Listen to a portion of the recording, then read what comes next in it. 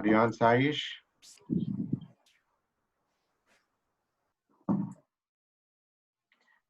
Okay, so we'll come back to Saish. Let's move on to Sakit for the nation pledge. So, Sakit and Saish, can you just say hello first before we start? So that we know. Otherwise, we need to pass on the opportunity to somebody else. So maybe I would like to invite somebody who wants to do Pledge of Allegiance today. Any volunteers from USA? I can do it. Okay, go ahead. I pledge allegiance to the flag of the United States of America and to the republic for which it stands, one nation, under God, indivisible, with liberty and justice for all. Thank you, Sanjana. Thank you. And with that, I'm going to pass it on to our contest chair, Srinivas. Okay, thank you, Mr. Kishore, and thank you all the judges, our principal, Dr. Miller, and other guests. I'm expecting Dave Morris. Are you there? So probably you didn't get a chance to see. Till then, probably Murali, is it possible for you to do the timer roll?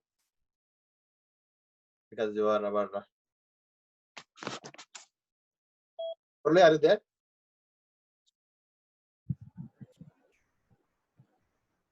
Just waiting for the timer.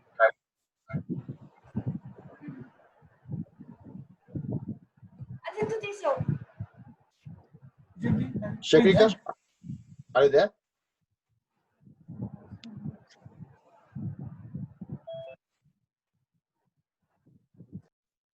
I think we don't have both the timer.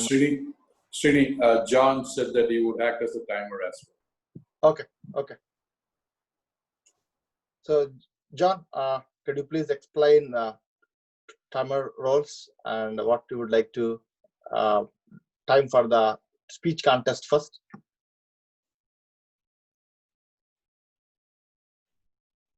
I'm sorry, are you talking about me? Because yeah, who like I was waiting for my timer to join. Yeah, I'm not going to be timing. I need somebody else to do the timing. Yeah, I think Murali, can you please act as a timer for today? Can you please explain what are your speaking timings for speech contest? Okay, sure. Srini, thank you. I just need to know, is it 5 to 7? Sorry to ask this because I didn't follow. 5 to 7, correct. 5 to 7 minutes. Grace period of 30 seconds. Okay. We always follow the standard rules for the contest. Okay, 1 second. Hi, this is Murali, today's timer, and thank you, Srini, for this opportunity. So today, at 5 minutes, I will be showing a green card, and something like this I don't have, but I'll get it now. But I will show the green card at 5, and at 6 minutes I will show the yellow card, and at 7th minute I will show the red card. After that there will be 30 seconds. Otherwise, if you don't wrap up in 30 seconds, you will be disqualified. And we are checking clearly this time. We follow strictly the time. Thank you. Over to Srini. Murali, maybe maybe you can switch off your camera and get ready. Until then, I'll be waiting for the session. So today, now I would like to invite our chief judge to give the briefing to the contestants. I would like to invite our chief judge, Mr. John. All right, Srini, so the judges have been briefed, the ballot counters have been briefed, and it looks like our timer is all set. So we should be good to go ahead and start the contest. So captains, is our team members for the speech contest are ready? Is everybody from the speaking order is available now? Or do we need to wait for a minute or so? Srini, can you once check Nandita's voice? If it's yeah, Nandita, can you just say hello to us?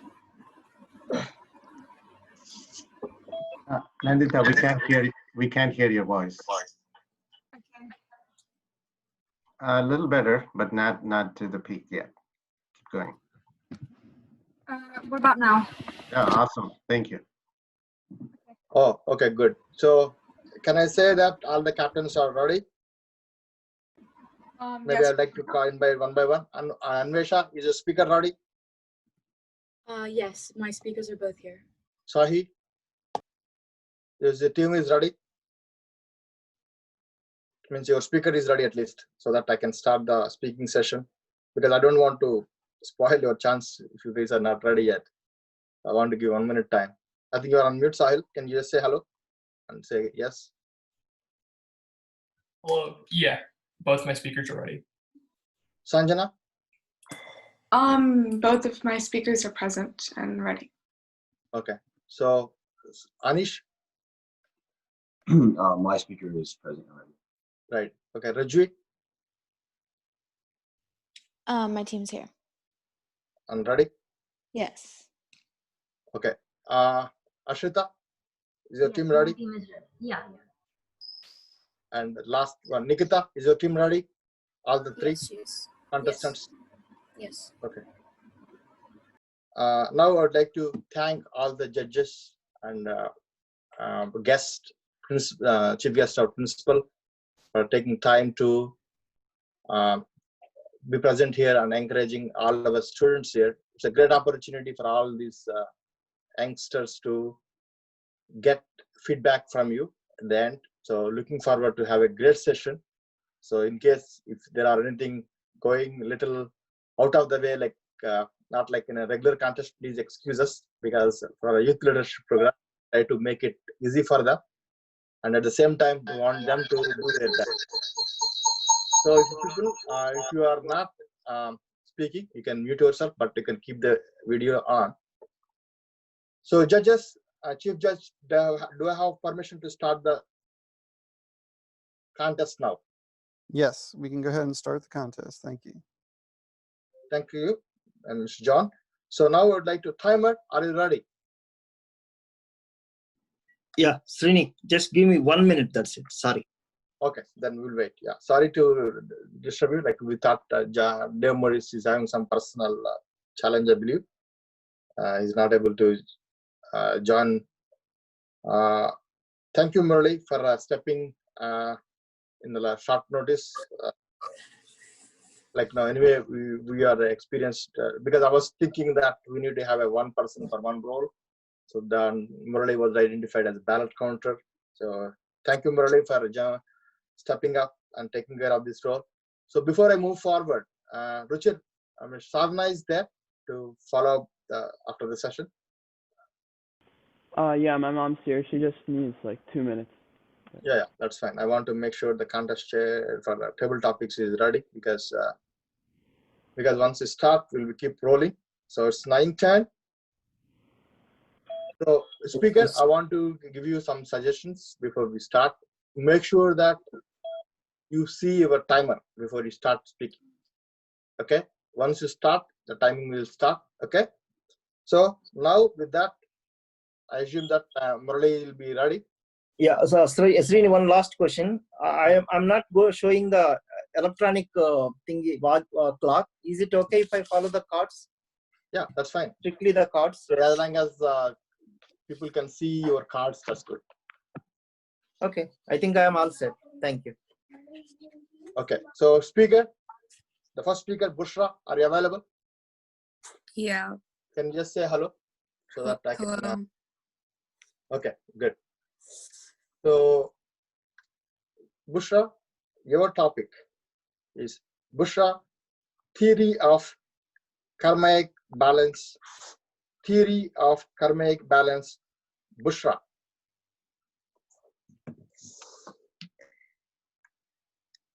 How do you make sense of a senseless world? How do you make sense of a world as insane as this? It's a question that haunts every single person alive today.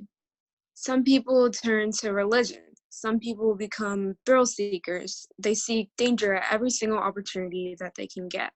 And some people spend way too much time on their phone watching Netflix in order to numb their brain. Me, I like to live in the theoretical. Everyone's heard of karma, the ancient theory that all our actions will come back to us in the future, and that everything that happens now is the result of the past. Many people believe that everything in life is determined by these karmic rules, and what goes around will always come around. Today, I present to you a different theory. Karma is completely bogus. It doesn't matter if you're Kim Kardashian or my third grade math teacher. The universe does not care about us one bit. Okay, I was lying before when I said that this was a new idea that I developed, because it's not. This is called absurdism, which is a philosophical belief developed by Albert Camus that any attempt to define or limit the universe is basically useless. You might be thinking, wow, you sound really jaded and hurt, Bushra. And you're right, I am. You see, I try my best to do good in the world. I'm definitely not Mother Teresa, but I'm not Ted Bundy. I've most likely, scratch that, I've definitely done something illegal in my life, but I haven't murdered anyone yet. I try to be nice, I keep to myself, and I like to think that I'm generally an okay person. But the way my life is going right now, if karma is real, then I must have been a cult leader or a country singer in my previous life. You see, in all my observations, it really does seem like some of the best people have the worst lives. It's never made sense to me. And some of the worst people have great lives. It's not fair. I know this is subjective, and I can't always see what's going on underneath the surface. But for these facts alone, I've been led to the conclusion that the universe is completely and absolutely random. If karma exists, then in the future, I deserve to be a billionaire astronaut living in Italy. But if I'm being honest, I really don't think that's going to happen out of its own accord. You see, I used to keep track of my luck with something that I like to call karma points. If you trip and fall, minus 50 points. You're in the middle of a global pandemic, minus 1,000 points. Right now, I think my tally is at around negative 50,000 points. You see, if karma is real, then the universe is a professional comedian. My name is Bushra. It's an Arabic word that means good luck. I have never been lucky once in my entire life. I trip and fall, I almost burned down my house, and I've generally had bad luck for about 17 years now. Yeah, the universe is pretty funny in these ways. I know I've been pessimistic, and you might be thinking, wow, if you're right, then the universe completely sucks and the world is meaningless. But if I'm being honest, that's not true at all. If the universe doesn't care at all, then we have a huge amount of power in the everyday decisions that we make in our lives. You kind of basically have to embrace the crazy and go along with the flow. Yes, the world is kind of insane right now, and with coronavirus, killer bees, and a million other problems, it's not the best deal, but it won't be this way forever. Yes, my life isn't the best, and the world isn't the best right now, but I know that, and things are going to change, and I'm trying to change. I don't want to wait for anything else. Some people will wait their entire lives for their lives to even begin, but I don't want to be that way. I'm working as hard as I can to live my dreams, and I will get a lot more satisfaction knowing that I tried my best, even if I do fail, which I probably will if I'm being honest. I try my hardest in school, but I have fun. I never say no to new things. I hike, I explore abandoned places, I read way too much, and at the end of the day, I go to bed only if I know, without a doubt, that I've lived that day to the fullest. Maybe karma exists, maybe it doesn't. Maybe I'm completely wrong and karma is going to get me in the back and cause my parents to be in a horrible car accident later. I don't know. But every morning when we wake up, we have a choice on how our lives will go that day. I urge you all to make the best of that choice and make sure that you have no regrets in everything that you do. The universe doesn't care. The universe is random, absurd, insane, and a million other terrible things. but that doesn't mean there's some kind of twisted, also equally insane meaning inside of all the madness. Thank you.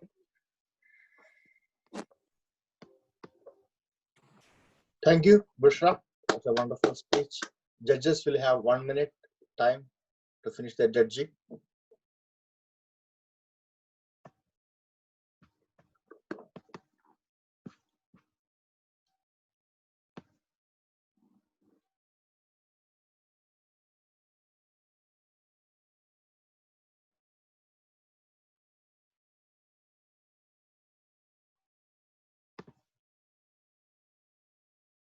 While judges are doing their work, I would like to see our next contestant, Keshav. Are you ready?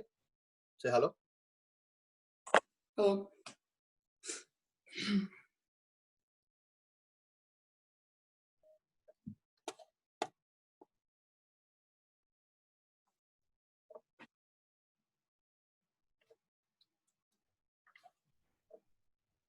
So for the information sake for the judges and guests, today have a Srini, can we have a minute of silence for the judges? Okay, sorry. Yeah, sorry.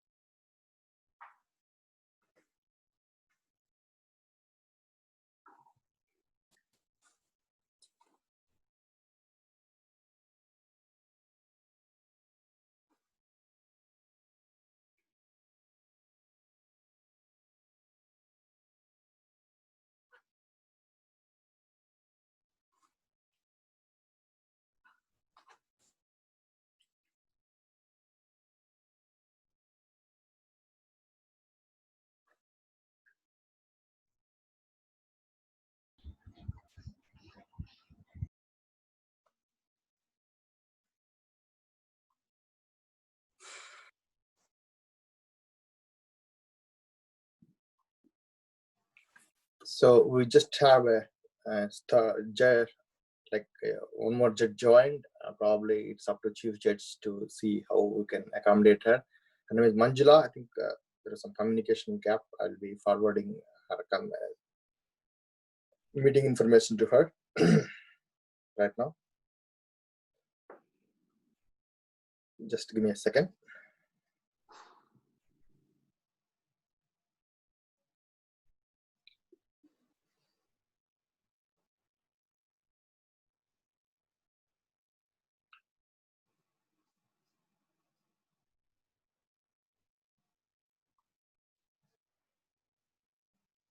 Yeah. With that, I would like to invite our next contestant. Mr. Keshav, are you ready? Yes, I'm ready. Good. All right. Okay. Yeah, let me invite you. Our next contestant is Mr. Keshav. He's a rising 9th grader, and he'll be joining Mount Hebron next year. So that's what I was trying to explain in the middle.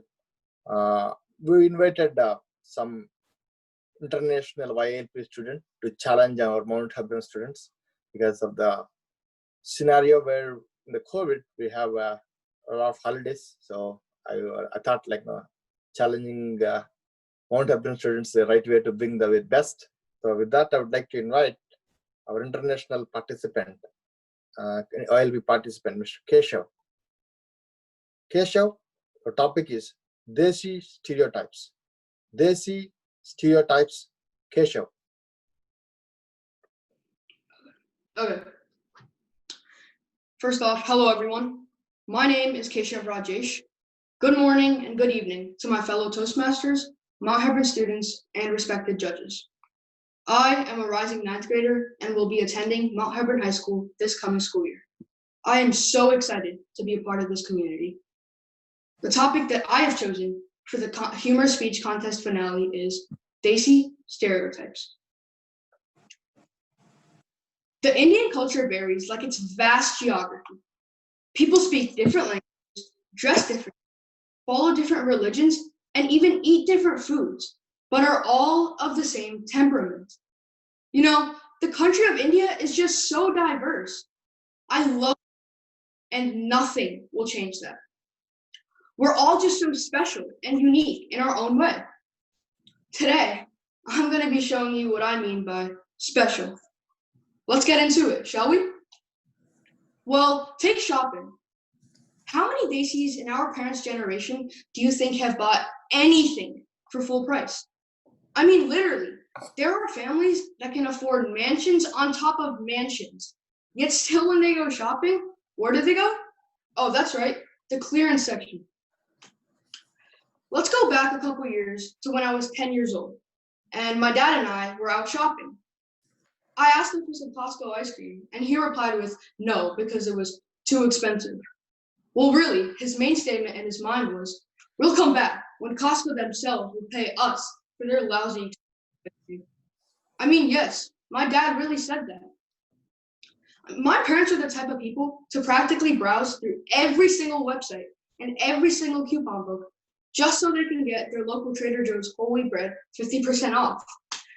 Now, let's switch up the topic. Let's go back a couple more years, back when I was 8 years old, when my dad was looking for a new car to buy. He was just yapping on and on to my mom about how Hondas were the worst car ever and how they were so ugly and blah, blah, blah. 2 weeks later, he's pulling up to work in a 2006 maroon Honda Odyssey. Not a 2014, not even a 2013, a goddamn 2006. Something else about us is that we're just not fast when it comes to requests. I was playing basketball with my friend this one time, my white friend, and he asked his dad if his family could go out to eat dinner. His dad uttered nothing, and 2 seconds later, they're all gone. And I'm sitting on my porch crying and eating biryani. Can't forget the biryani. Now, if I were to simply ask my dad to try and shop for a new bike, I could probably travel around the globe 31 times, find the cure for cancer, and even solve world peace, all before he even puts in the first letter of bike into the Amazon search box. Oh, and trust me, that is not an exaggeration. Speaking of curing cancer, have y'all ever had your moms just mix up a bunch of random things that she found in their cabinets and give it to you to drink? And then they'd be like, this special drink that I saw on YouTube will cure diabetes, beta. And it'd be tasting like literal vomit juice. You see, growing up, I had a lot of huge fears. And a few of them were the dark, spiders, and houseflies. I'm not going to talk about that. This one day, I came down with a huge cough and a throat pain. And you see, I never tasted my mom's special drink that would cure all diseases. And let's just say I was in for a treat. Ever since that day, all my fears vanished into thin air. Well, houseflies are still terrifying. But you want to know what's even more terrifying? Catching a cold. Because trust me, I'd rather spend a day with those houseflies than that divine drink. Ugh. You know, it just feels like we Indians think differently. In a great way, of course. We're all just so special and all share similar characteristics. Uh-oh, this is the part we've all been waiting for. Comparison. As a South Indian myself, my parents look for literally any minuscule detail that they can find to compare me with one another. Like just the other day, my mom and I were walking down the neighborhood sidewalk, and we saw a 30-year-old man who was wearing a Harvard sweatshirt. As soon as I saw that shirt, I looked away, praying that my mom wouldn't see it and lecture me for 5 hours about how I have to get into an Ivy League. But of course, her keen eyes just had to notice that man's sweatshirt, and there she blew. That was probably the longest lecture I've ever received. She just went on and on and on about how Harvard is my only option for college, and how I can't be anything but a doctor. I think that was my 6th lecture that week, and I was basically brain dead at that point. Something else about us is that we're just, you see, Daisies, my fault. Daisies are extraordinary as we know it, and whether it's in a good way or not, we always find our way out of potholes, and that's the beauty of it all. Thank you.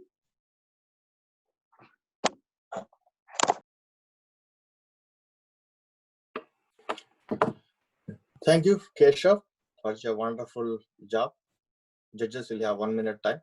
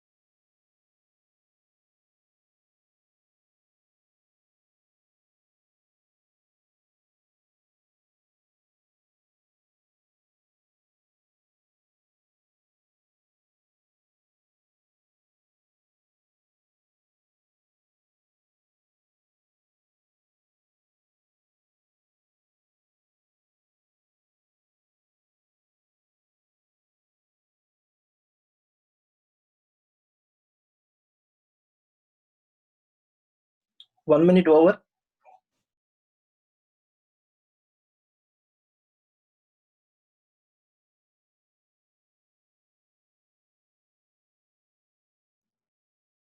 Judges, your time up.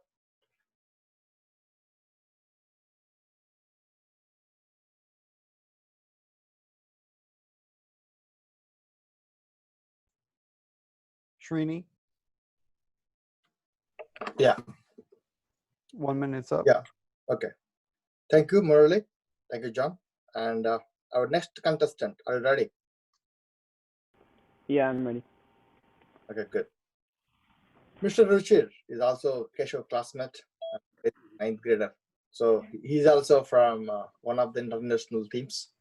Today we have one participant from each international team, but 2 participants from our Mount Hebron team because it's their finale.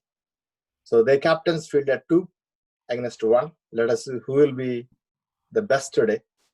With that, I would like to invite Mr. Ruchir. For those of you who don't know me, my Wait, name wait, is... wait, Ruchir. I just need to tell you the... Oh, sorry. Okay. Ruchir, your topic is 3 mistakes of my life. 3 mistakes of my life, Ruchir. For those of you who don't know me, my name is Ruchir Bandada. I'm a rising freshman at Mount Hebron High School. And today I want to start off my speech with a simple question.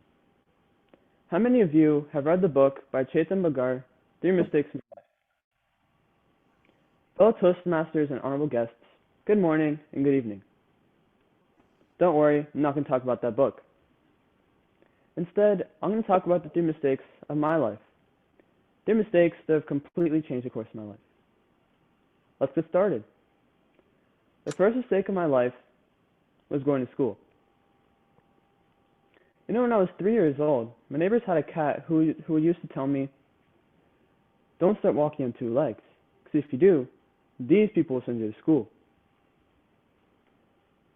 I didn't think very much of it at the time, but when I started walking on 2 legs, I found out that cat was right.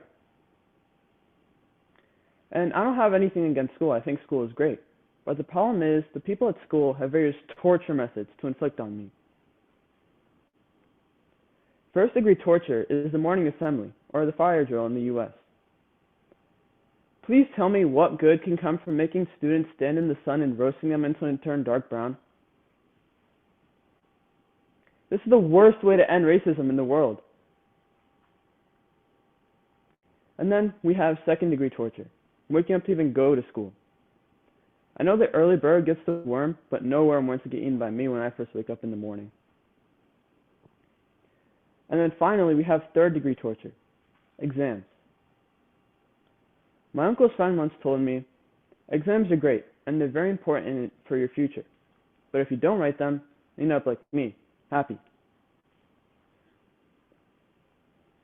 I can tell you all one simple way to know if you're doing well on an exam or not. Once you finish answering your questions, read it over one more time. If it makes sense, you're doing it wrong. And now let's move on to the second biggest mistake of my life, becoming a teenager.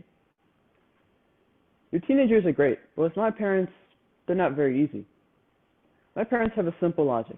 Anything wrong with me? Blame the phone. Anything wrong with the phone? Blame me. Teenage is a time when you start caring about how you look and how you dress and all that. But when I was a kid, I never used to care about how I looked. And I always let my parents dress me. Looking back on my childhood pics, it's quite obvious. Even my parents didn't care about how I looked. And then there are the comparisons. The other day, I told my dad, "Dad, I don't want to go to school today." He asked why. I said, "Oh, it's a long way from home to school, and I don't feel like walking all that way." And he said, "Do you know, at your age, Abraham Lincoln walked 2.5 miles to school every day?" Dad, do you know, at your age, Abraham Lincoln was the President of the United States? It was not funny. I had to sleep with dinner, that day. And then parents have this obligation to compare our test scores to other students. The other day, my dad comes and tells me, "Ruchir, did you know Rajesh Uncle's son Keshav got 99 in maths?" I said, "Oh, wow, that's great for him. But what about the remaining 1 point?" He says, "You got that 1 point." And now, my final mistake. The third mistake of my life was saying all of this in front of my teachers, my future teachers, and my parents being in the audience. Just telling you all, my family might be 1 member short by next meeting. And let me just say one thing in conclusion. People learn from their mistakes. Failures are the stepping stones to success.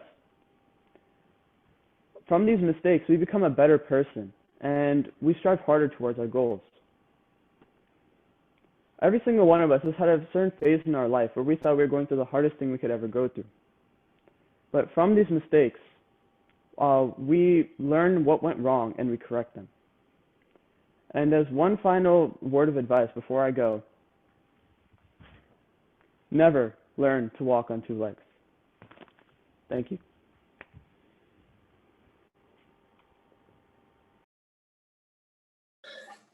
Thank you, Murali. And maybe you can start your time. Thank you, Richard.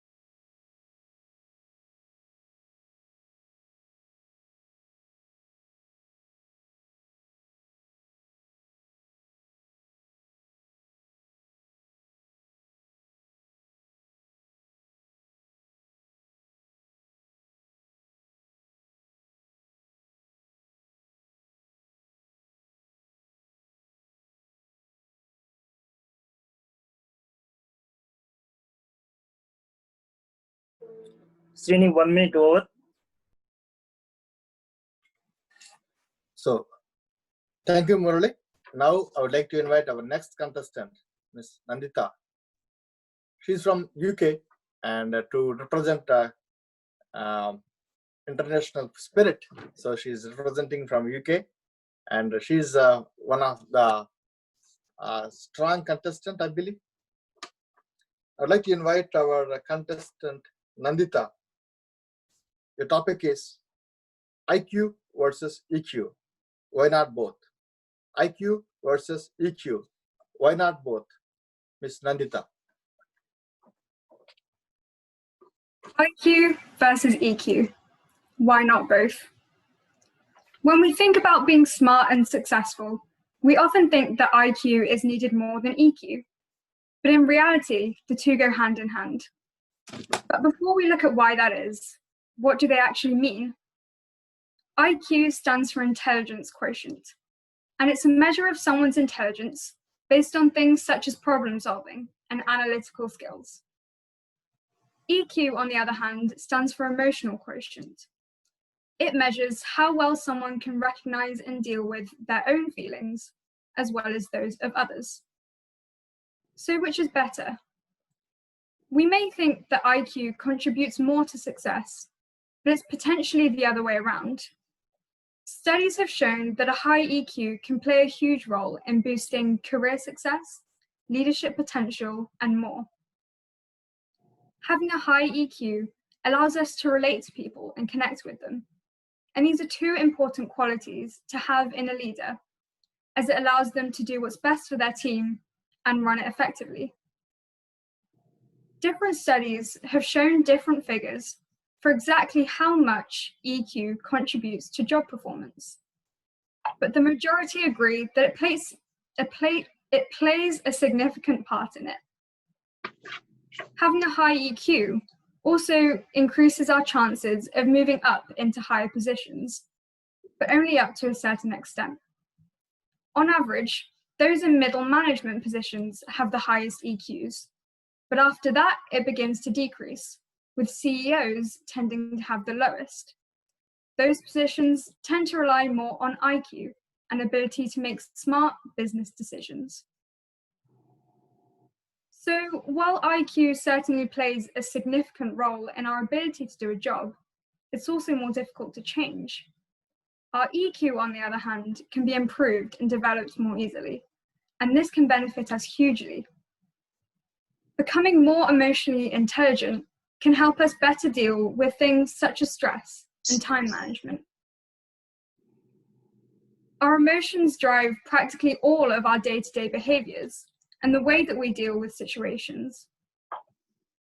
Now, we've all been in difficult situations. I know I definitely have, but some are more memorable than others. Last year, I was on an expedition with a group of friends. We were on our own. No parents, no teachers, it was just us. We had to rely on maps and compasses to navigate our way between checkpoints. Our practice expedition went perfectly. We worked together effectively as a team to navigate our way across fields and through valleys. But when it came to the real thing, I'm sure you can guess what went wrong. We got lost and managed to end up in the middle of someone else's private property. Thankfully, we managed to get somewhere where they could see us, and they kindly gave us directions to where we needed to be. But being in that situation taught us a lesson. While we were trying to get back on track, we used the compass and our surroundings to try and find our place on the map. But something else was important to do as well: stay calm and helping each other stay calm. We'd all be useless if we were panicking. So we eventually got out of the situation using two things. You guessed it, IQ and EQ.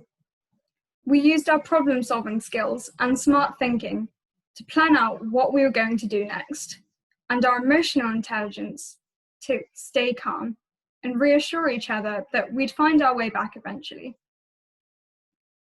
There were plenty of other situations along the expedition in which we needed to use our IQ and our EQ. One was when we came across a field of particularly angry-looking cows, but that's a story for another day.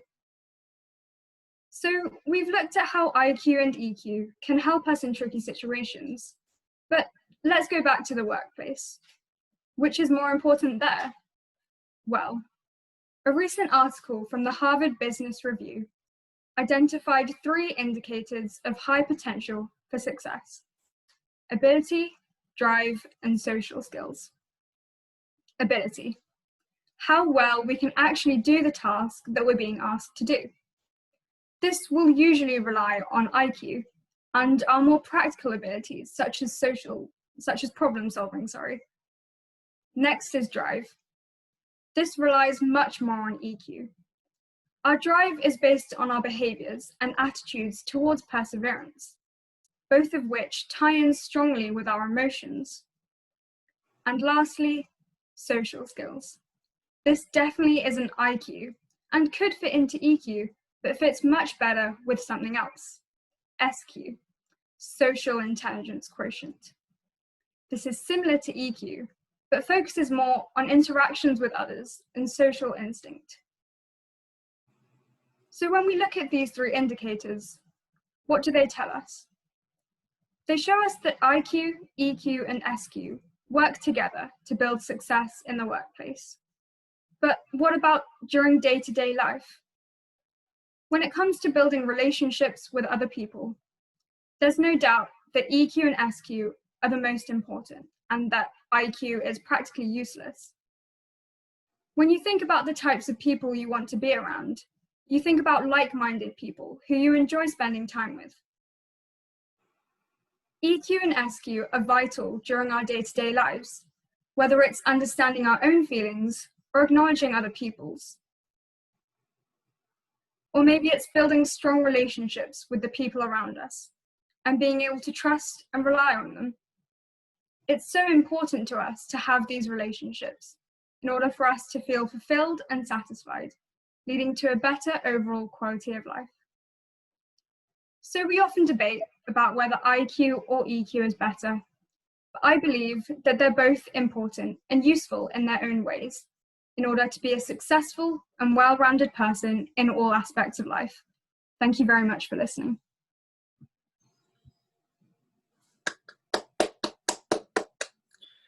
Thank you, Nandita. Judges will have 1 minute.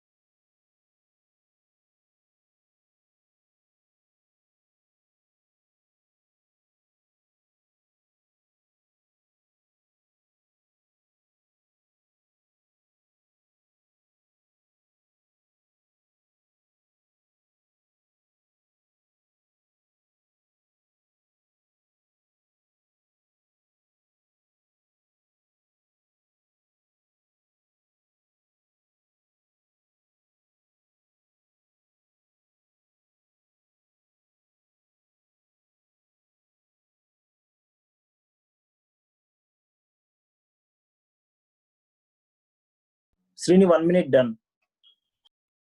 Thank you, Murali. So now I would like to invite our next participant, Sanjana. Are you ready? Say hello to us. Hi. Hey, Sanjana. Sanjana is a rising 11th grader from Mount Hebron High School. Last year, she was an underdog. This year, she became a captain. I think being a captain, it gives a lot of responsibility for her. I think, let us see how she goes through this year competition. Sanjana, why Mondays should be banned? Why Mondays should be banned, Sanjana? I hate Mondays. I hate everything that comes with Mondays. You have to wake up early and go to school. You have to start the week off and interact with people you don't really want to. Remember all the fun stuff you used to do over the weekend? Wake up late, watch TV, all of that. You know how you looked forward to it a lot? Well, it's over. Want to know why? Because it's Monday. I hate that. And I know a lot of you can probably agree with me. Since the earliest I can remember, I've hated Mondays. Parents had to go to work, we had to go to school, and nobody was having fun. I've never met a person who likes a Monday. It's just the way that things are. They're also the worst days of school. You have those weird tests that teachers give you that nobody really prepares for, and nobody really looks like they're even alive on a Monday morning. But for me, I hated the feeling of being unproductive on a Monday. So at the beginning of the year, I told myself that at the start of each week, I'd write a list for everything I would do. It was admittedly a very weird kick that I had, and it went in the completely wrong direction. The lists start on Monday, but as soon as it starts, everything just unravels, and I'm left confused as to what even happened. Every test on the list, I automatically fail it. Every event, I forget about it and it falls through. Every single thing just falls apart completely, and it all starts on a Monday. But at this point, I don't think it's the fault of the list. It's just the jinx of being productive on a Monday morning that ruins quite literally my entire week, every single time. Don't believe me? Let me tell you a story. This story takes place in March, right before the ever so famous FBLA conference this year. If you don't know what that is, let me tell you. It's just a conference where people can compete to win awards and they present and stay with friends for 2 days. It was practically a recipe for perfection this year. It was in Baltimore. I was supposed to have fun, play some competitions, and just relax completely for an entire weekend. Spoiler alert, none of that actually happened. On Monday, I wrote my list, which I actually have with me right now. And let me tell you, it is jam-packed full of things I wanted to do. The conference started on Thursday, and I wanted to prepare for it all week. But on day one, I ended up not studying at all, and it really went downhill from there. There is a jinx on Monday, I'm telling you. I can literally never get things done.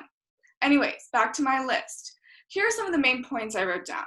I wanted to explore Baltimore and just spend time with my friends, and I wanted to place in competition above all else. But finally, one of the biggest points is that I wanted some rest and relaxation because I was starting to feel a little bit stressed during school. Overall, I just wanted a break. Keep these points in mind because I will be referring to them later. Now, fast forward to Wednesday night. I was packing my bag and I was feeling a little bit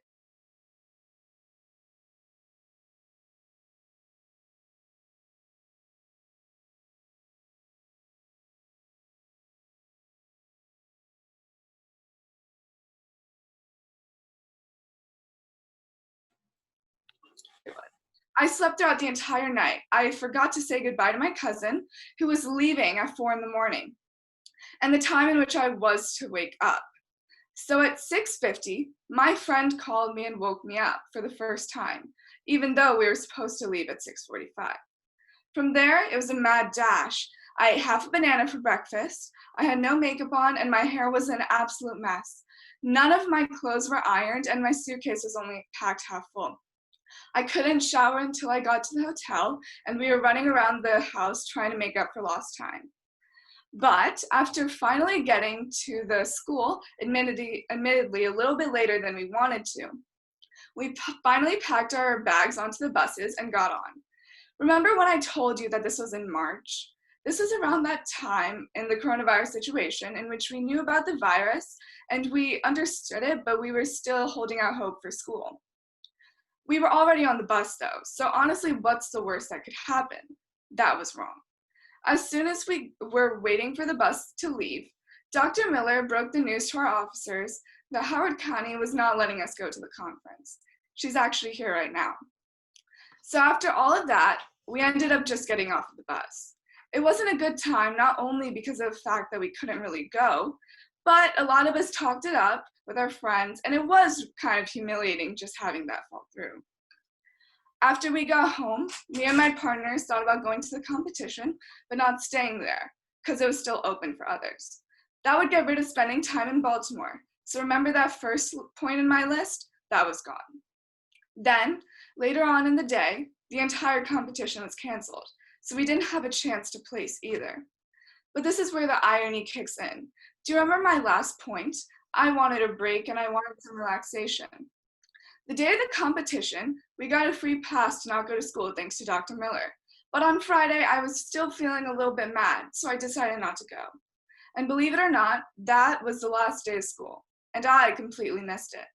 I'm currently still living out the break that I wanted so much back then, and I could not hate Mondays anymore at this point.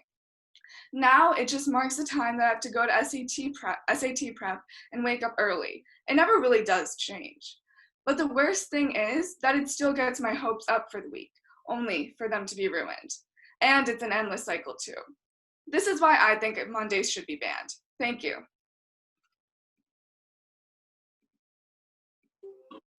Thank you, Sanjana.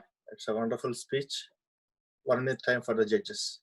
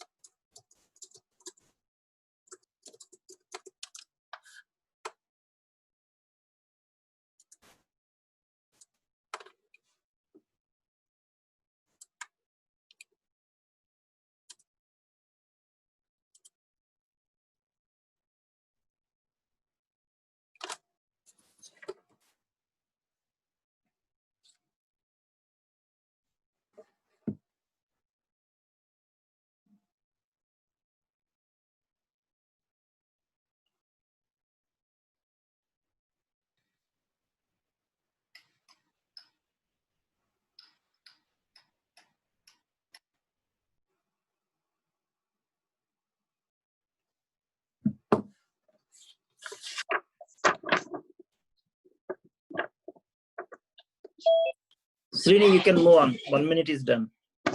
Thank you, Murali. I think we just finished the 5 speeches. I think 5 more to go. So now I would like to invite Mr. Sahil to say hello. Hello.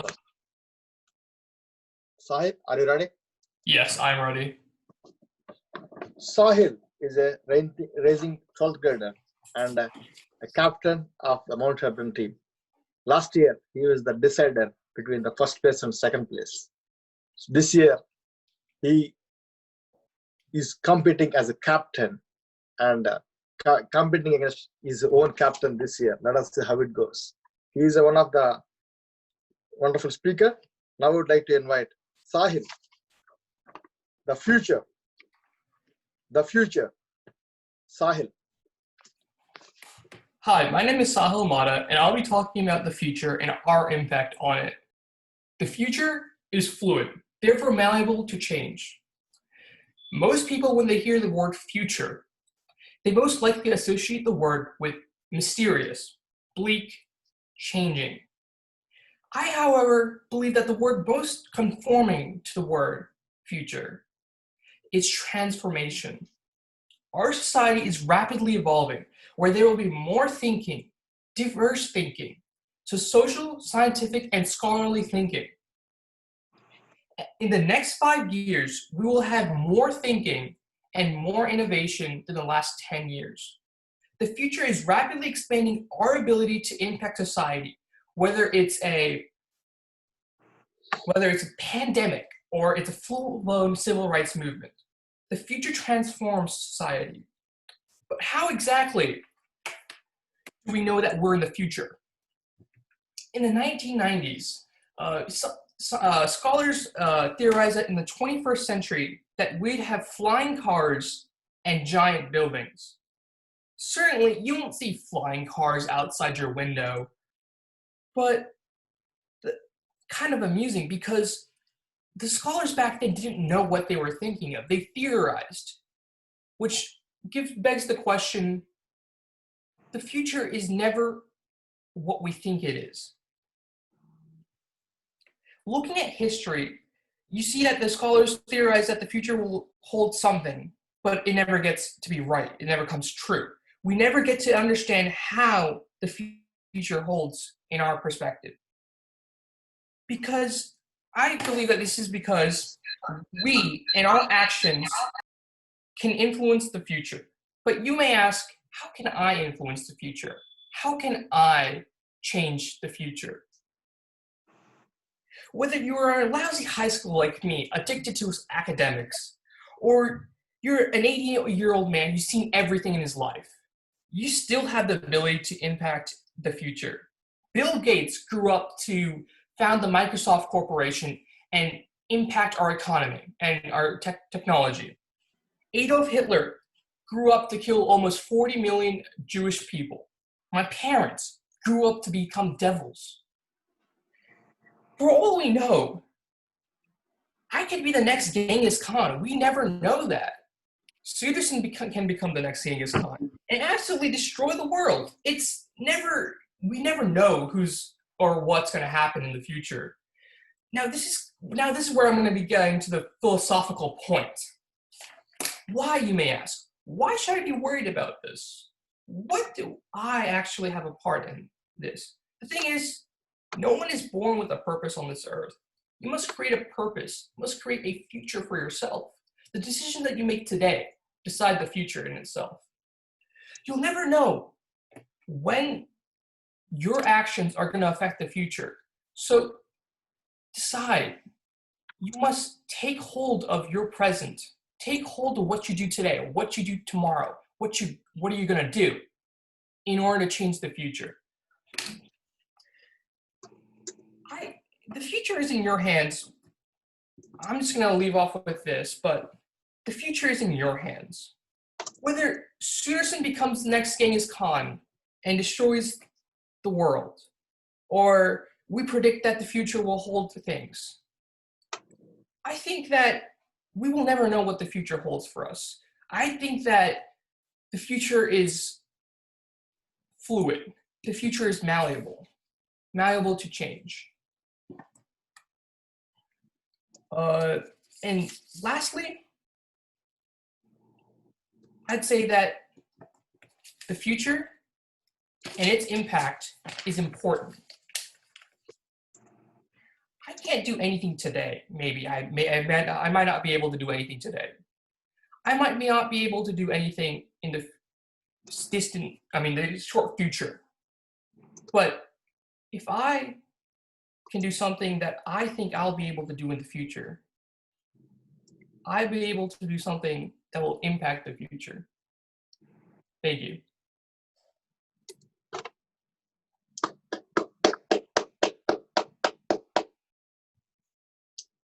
Thank you, Sahil.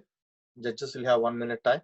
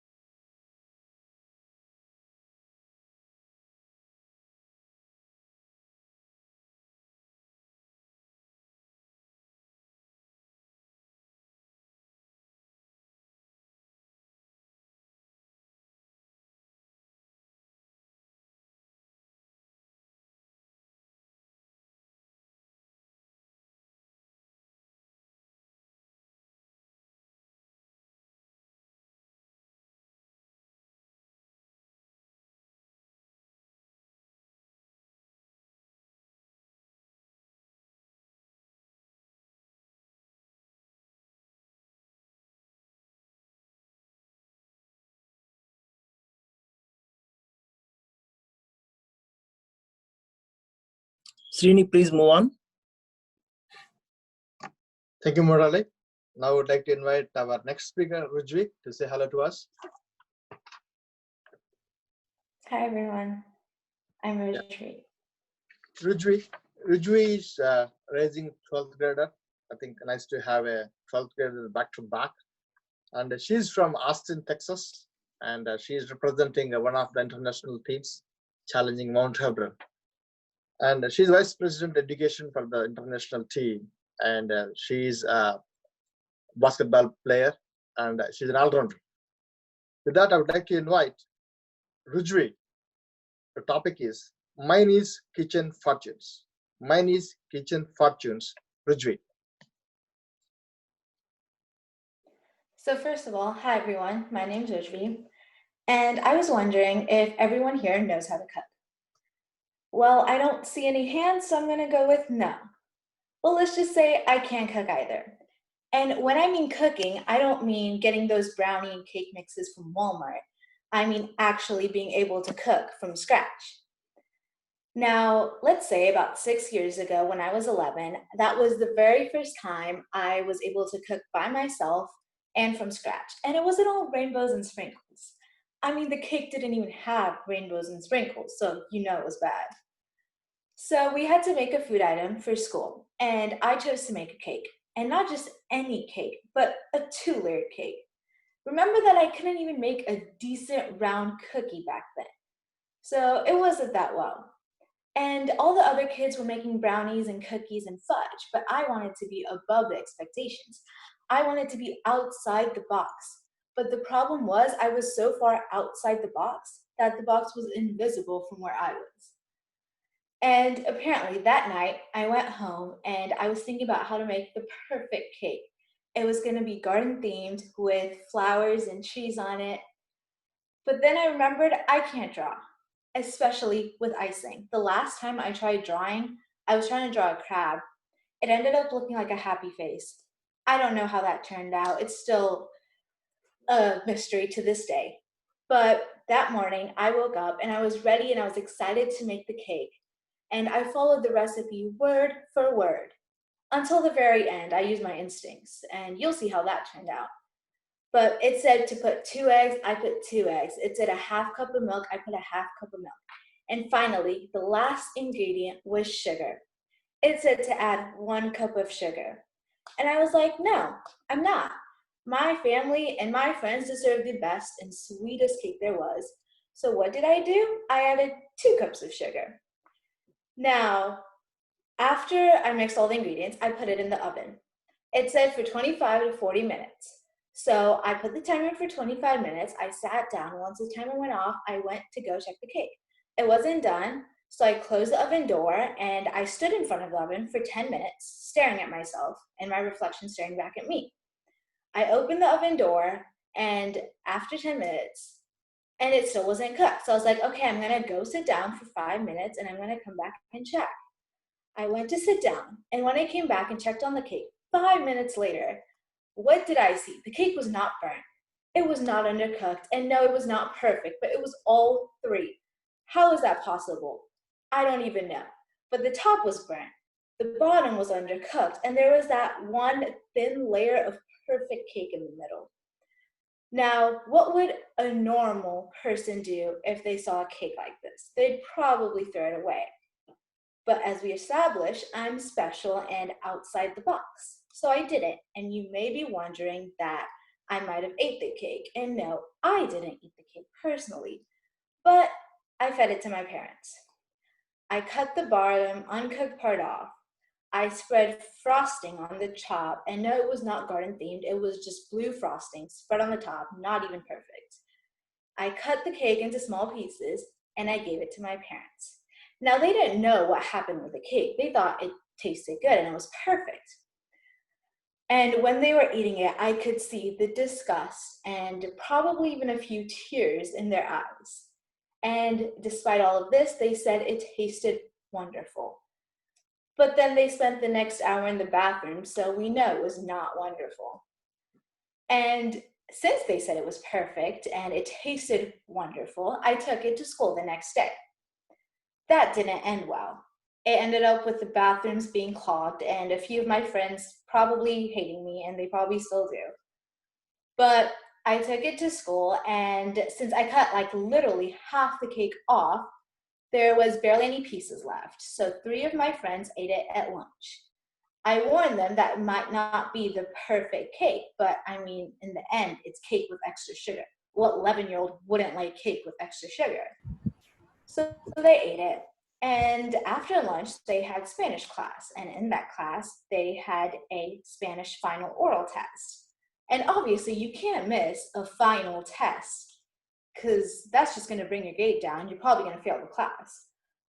But little did they know that after they eat the cake, that they were going to spend about another hour or 2 in the bathroom, that they had to, not chose to, but had to miss the test.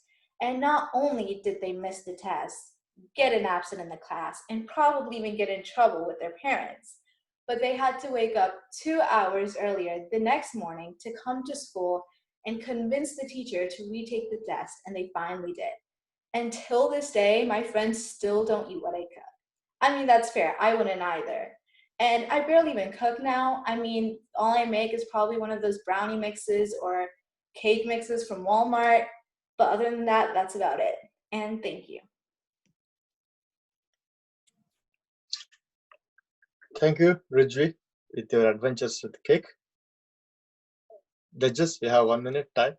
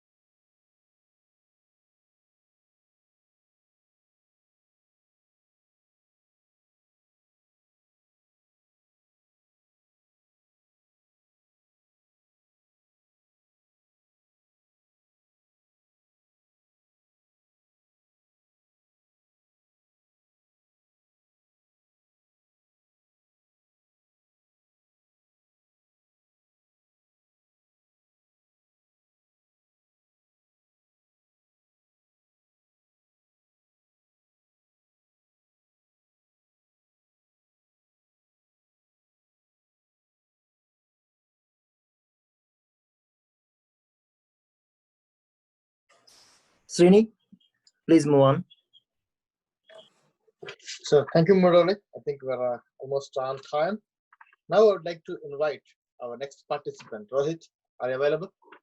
Let's say hello. Hello. So Rohit is our newcomer in our YLP. So when I met him in the YLP in Mount Auburn, I saw him a lot of enthusiasm.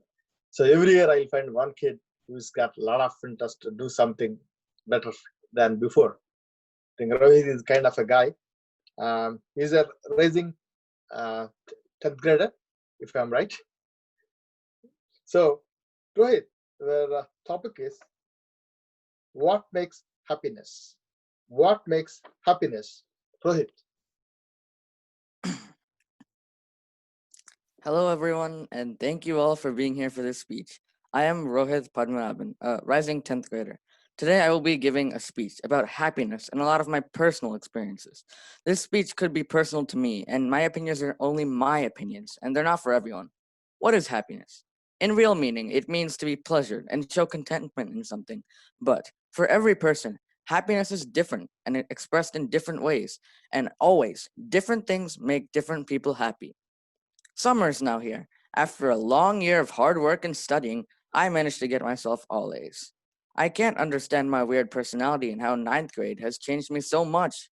Going into middle school, I seemed to be okay with any grades and did not care about anything in life. But coming into high school, I have more concerns in life. For many people, being in school seems boring and really not enjoyable, and many people come to school just for the social interaction, friends, fun, and drama. For me, I can't seem to understand why I have a different definition of happiness. I have started to enjoy school, enjoy the teachers and all the people in school. And from my personal experiences, I enjoy it being hard. For example, my GT biology teacher was really hard on us at first. My first instinct was to hate the class and do whatever possible to make sure that I wasn't happy in the class. I used negativity to fuel my anger and hate of biology. Well, nothing really went well. I couldn't talk to the teacher or even talk to my friends in that class or even get good grades. For some reason, one day, the table turned massively. I turned to a specific idea, the power of positive thinking. This is a quote from a show called Ninjago that I've watched over and over 6 times throughout my life. Sure, it's a kid show, but there are some very wise characters that teach valuable lessons. For example, never put off what can be done today for tomorrow. That helps with procrastination, and I've learned so many lessons from the show. I've watched it since 2011 and still watch it now, and I am not embarrassed to say that I do that. In biology, ever since that day, I went in saying, biology is my favorite subject. Miss Casetta is my favorite teacher. It ran through my mind over and over again throughout the class. And I acted happy even though I wasn't. And I began to talk to the teacher. This was happiness to me. I got to feel that in life I was control and I had changed anger to happiness. You may think of me as strange for caring this much for school, but like I said, I enjoy it being hard. Also, everyone is different, and I have different interests. No person is the same as another person. Also, for some reason, I don't seem to understand social media, other than YouTube, of course. It isn't appealing to me, and for sure is addicting. My friends have definitely chose social media over me. Social media isn't reliable either. Though we all think that the internet is 100% safe, sometimes we can get ourselves into huge problems. And I've seen that happen, and that has happened to me once or twice. I don't have any interest in social media or social interaction. You may think that it's so weird for me to not have social interaction, but I have found other ways to do so. The internet may have taken over our lives, and we care so much for the virtual world. But in the real world, we can do so many more things, and I've learned to do many things. Throughout this outbreak, I have done tons of new things and found other ways to make myself happy. First new thing, I've begun a biking group. Me and 7 other people have joined together to bike every day for 1 to 2 hours. I get to talk to the members, enjoy scenic trails, as well as interesting routes. This makes me really happy. This is another type of social interaction. Not as much as posting and liking things, but it's still great to get to talk to other people. Another thing that makes me happy is Legos. Many of us grew up with Legos, and I know that. Legos are so interesting, and you can build so much, and the creativity is unlimited. For the past few years, I have worked on Lego stop motion animations, and they have really taught me what hard work means. Stop motion is a technique where I take many pictures and put them together to create animation. This takes a lot of time and effort as well. I have started posting on YouTube for fun, and I don't do it just to become a YouTuber and get subscribers, but just for fun and my happiness. I got somewhere, but I remember that I am doing it for fun, not for a life path. I have other things in life. Lastly, how do I express my happiness? Usually, when I'm happy, I go for a bike, watch TV, or go for a run. This is different and interesting for every person. Overall, it's interesting to see how people can be happy in different ways, and happiness is unique to every single person. Everyone's definition of happiness is different and unique. Thanks so much for listening. I hope you will all be safe this summer and happy. As I said, positive thinking can take you to many places.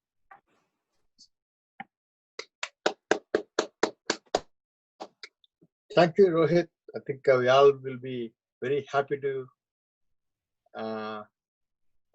hear your speech. I'll give 1 minute time for judges.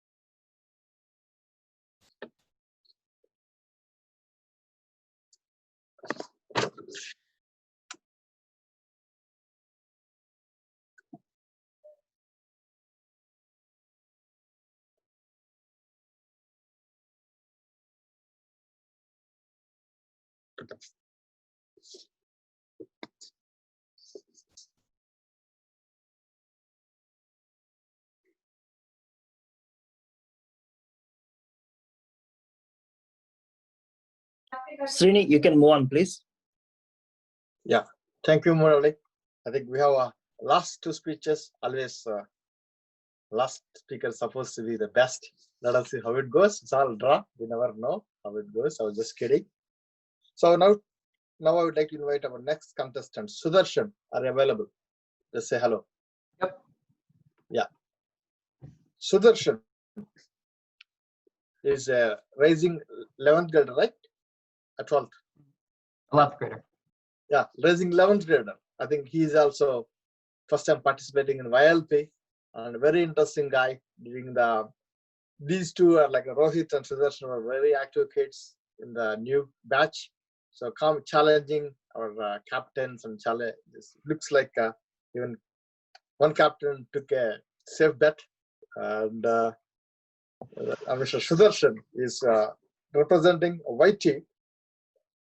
Sudarshan, your topic is birds. Birds, Sudarshan. Ladies and gentlemen, I want to be a bird. Okay, I'm guessing most of you are probably confused and wondering if quarantine has driven me absolutely insane. But maybe, just maybe, some of you are curious too. And to make a long story short, it's a long story. But let's start on Hollis Street, my neighborhood, at about 6 a.m. on a sublime spring morning, and see where it takes us. Hopefully I'm not alone on this, but I'll be the first to admit I'd probably gone a month straight of waking up at noon. And I was pretty sure if I kept going, I'd forget what waking up in the morning was like altogether. At some point, we've got to look in the mirror and ask ourselves, is this guy who's been sleeping 11 plus hours per day, staying up until the ungodly hours of the early morning, watching videos on why Nepal's flag is shaped like two triangles, really who I want to be? It didn't help that I hadn't shaved in a month either, and looked like an extra in a History Channel documentary, Men of the Prehistoric Age. So I resolved, no more. I felt like doing something crazy, ridiculous, ambitious, just to prove to myself that I could be different. So the alarm was set, 6 a.m. I was going to catch the sunrise. You know, I really pulled myself together that morning. I mustered every single morsel of willpower, motivation, strength that I had in my bones, and got one leg out from under the covers. The cold air hit my skin, and God knows every single fiber of my being was desperately screaming at me to please just slip your legs back under the covers and return to that blissful heavenly sleep. But 10 seconds passed, 30 seconds, a minute, and I was still standing. Well, laying down, but I was awake, and that's progress. Eventually, I staggered my way to my bathroom, and I could just make out that special hue of sunlight you can only see in the early morning, a bright yellow-orange. Everything is fresh at 6 a.m. The day has just begun, and some deep-seated, 1,000-year-old animal part of our brains just can't help but be happy about it. After downing a cup of milk in a cereal bar, I popped on a mask and I stepped out. It was a bit of a shock, me being used to the stagnant air, the oppressive sun of the afternoon. But it was just a degree on the cold side that morning, the kind where your hair stands up on end and your skin feels warm against the breeze. I locked the door and I stepped outside to a field nearby. And sure enough, there they were. Dotting the air and chirping across the field, a symphony and an air show, all in one. Now, if any of you could have seen my face that morning when I walked out to that field, you'd probably ask me if I just got out of a messy custody battle with a grizzly bear over my life. But that's not the same guy standing at that field, staring at those beautiful birds. You wouldn't even recognize him. He was smiling, awake, mostly. He was jealous. Jealous that these birds move so fast, so free, while he had to get out of bed one lethargic limb at a time. Jealous that these birds could do whatever they pleased, while he had to sit still and be a good little jester in someone else's court. Jealous that while these birds, these blue jays, these crows, these robins were out in the grand playground of nature living life, he was stuck just being alive. Have you ever woken up some mornings and thought to yourself, what am I doing? What have I been doing for the past week, month, year? Is this all there is? Playing along to someone else's game, letting my feelings, my moods, my fears write the rules. Is this even my life anymore?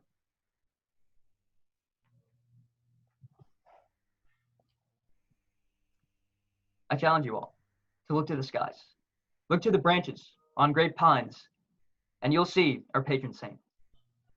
Light as a feather, untouchable, and undeterred. I stood in that field that morning, just thinking to myself, why can't I be more like them? Why do I wear these chains when the whole time I've had the key? Why do I admire myself in video games, social media, clubs I don't care about, classes that leave me begging to go home? The first step is understanding that you have a choice, knowing that you have the key, knowing that you've always had wings. And maybe, just maybe, sunrise after beautiful sunrise, you might just learn how to fly. Now, all of you already know well enough that I want to be a bird. The only real question left is, do you? Thank you. Contest chair.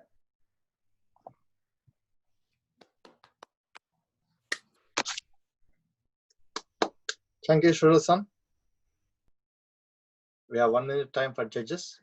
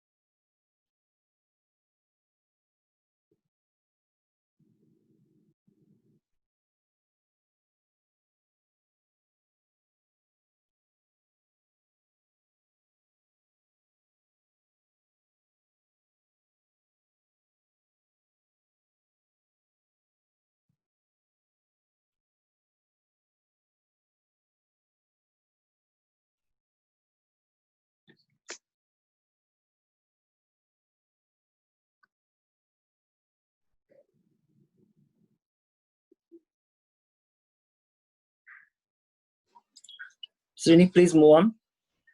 Thank you, Murali. Now, I would like to invite our last contestant, Mr. Neha. So this guy is the one last time created a trouble between second place and third place. And he was a 9th grader last year. This year is a rising 11th grader. So Mr. Neha, he's like last year, I remember his speech, chicken juice. Let us see what this time he's bringing up. Neha, your topic is how to identify and handle rude people. How to identify and handle rude people. Neha. Okay. Have you ever met a rude person in your life? I bet most of you have, but I bet even more of you have met people who you don't know were rude people. Hi, my name is Nihar, and I'm going to teach you all how to identify and what you should do when you encounter rude people. First, there are 2 things that all rude people do. They stare at you, and they either yell or say something. Now, what they say doesn't exactly have to do with you, but if they do both of these things, they are 100% without a doubt a rude person. Now, you might be thinking, how is this true? It makes no sense. Well, it is. Here is a scenario in which many people would not realize there is a rude person in their vicinity. Imagine that you are about to get into an elevator, but there's somebody already inside of it. You are on the ground floor and you're trying to get to the 2nd level in the building. So taking the stairs is out of the options. But when you try to get into the elevator, the guy looks at you for a split second, then looks back at his phone. This should raise a couple of red flags. First of all, the fact that he looked up from his phone in the 21st century should be especially suspicious. Sure, he could be checking if it was his level to get off, but you don't want to be taking any risks. Then, out of the blue, this man has the audacity to ask which floor you are going to. There should be no doubt in your mind that this man is a rude person. It may seem like a kind gesture so that he can press the button for you, but this is actually a challenge. He is questioning your strength by saying you are too weak to press the button for yourself. So at this point, you should use one of the 3 strategies for dealing with rude people. The strategies are as follows from least effective to most effective. The first thing is you can either try to run away from them. This wouldn't work in the scenario because you are inside of an elevator and there's nowhere to run to. The second option is to ignore them. This also probably wouldn't work because he would just state his question again, which would get you nowhere. Or you can try my personal favorite and the best option out of these 3, which is to be rude right back at them. Now you might be wondering, why is this the best course of action? It's as the old saying goes, fight fire with fire. By proving to them that you are in fact superior to them in your rudeness level, you are destroying their confidence, and that it will most likely convert from being a rude person into somebody who is a very kind person. So in order to be rude right back at them, the first and most important step is to make a face. My personal favorite is a triple chin with the side of looking down at them. You perform it like this. If you cannot perform a triple chin, a double chin is acceptable. The triple chin makes them question whether or not you are really a human being, and looking down at them really puts the cherry on the top. But feel free to experiment with whatever face you like best. The next thing to do is stare at them with intensity. Blinking is a sign of weakness. The last and final step is to insult them. This can be performed in a multitude of ways, but the one and most reliable way to do damage to a rude person's ego is to make a mom joke. Since this is an example, I will provide you with one. Yo, mama is so fat, I tried to print a picture of her last Christmas and it's still printing. Don't forget to make sure your tone of voice is very aggressive and forward so that your words have as much impact as possible.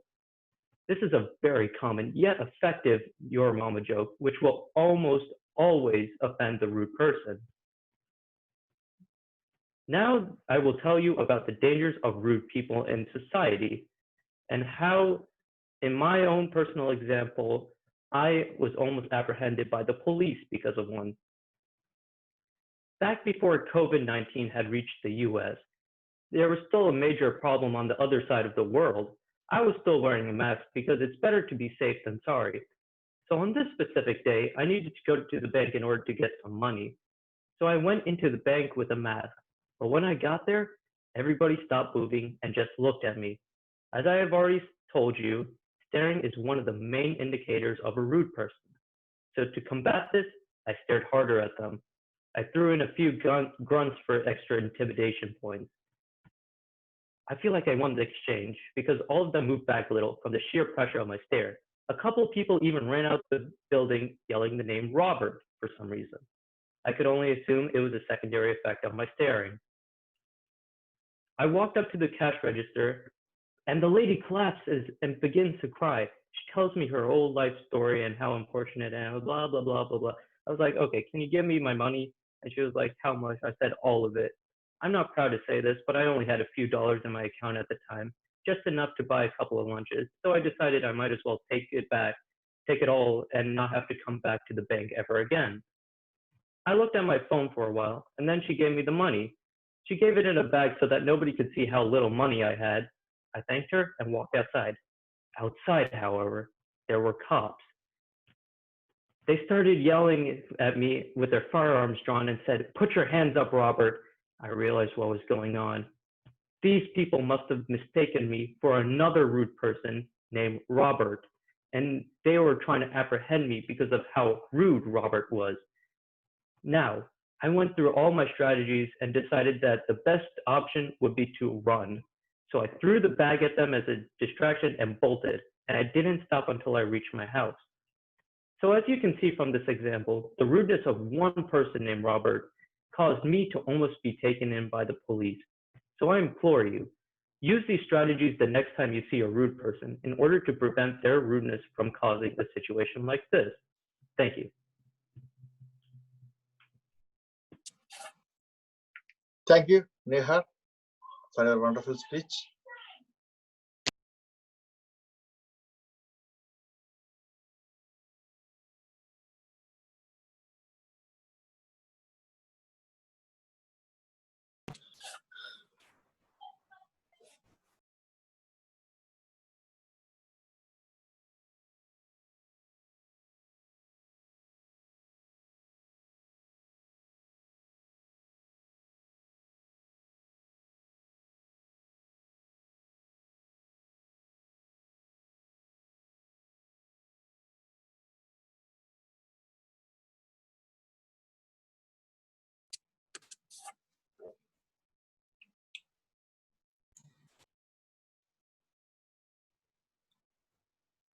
Judges, as soon as you are done, I think there is a judging window open.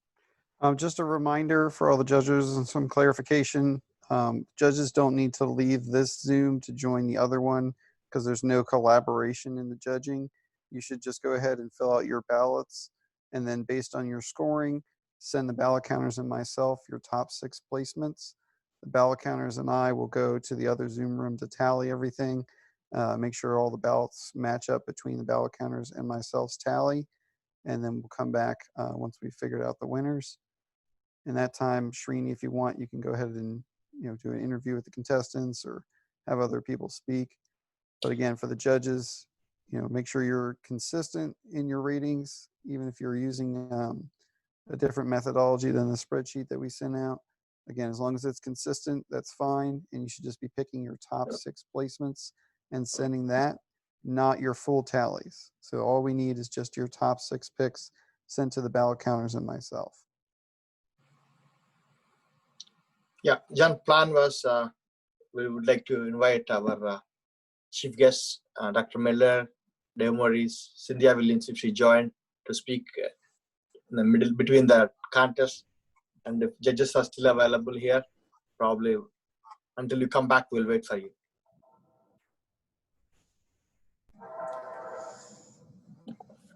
As many of you know, Dr. Miller plays an integral part of the Hebron community, and she is an avid supporter of all of our programs, and Toastmasters is no exception. She's shown extreme enthusiasm for our program and has supported us in any way that we've asked, so we're extremely grateful. So Dr. Miller, if you have any words that you'd like to say. You guys, I'm just so proud of you. These speeches are so good. I'm just happy that we have a Mount Hebron chapter of the Toastmasters Youth Leadership Program. I know, and Anwisha, when you sent me your email, you guys spent all year working on your leadership and your speaking skills, and you worked with our sponsors at the Baltimore Lido's Toastmasters Club. That's correct, right? So I just want to thank you all for holding this online competition.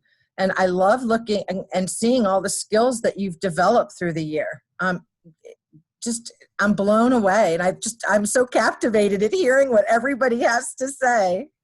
So just thank you for letting me be part of it this morning. And thank you, Srini, for running this for them. And I'm just so proud of you. Thank you so much, Dr. Miller. Then we have Mr. Dave Morris. He's another one of our chief guests. He's extremely experienced in the Toastmasters world. He's given many speeches and competed at many competitions. So, Mr. Dave Morris, do you have anything to say? Mr. Dave was our my mentor, and he was the one who promoted this program. Dave, are you there? I saw him at one point. Yeah. Maybe I would like to invite Cynthia Williams. Are you there? Looks like there's a communication gap. She can join. So now I would like to, judges, are you ready? Are you done with judging? Can I call you now? Or you are still busy? That's Srini, fine. we're still collecting all the judges' ballots at this point, so. Okay.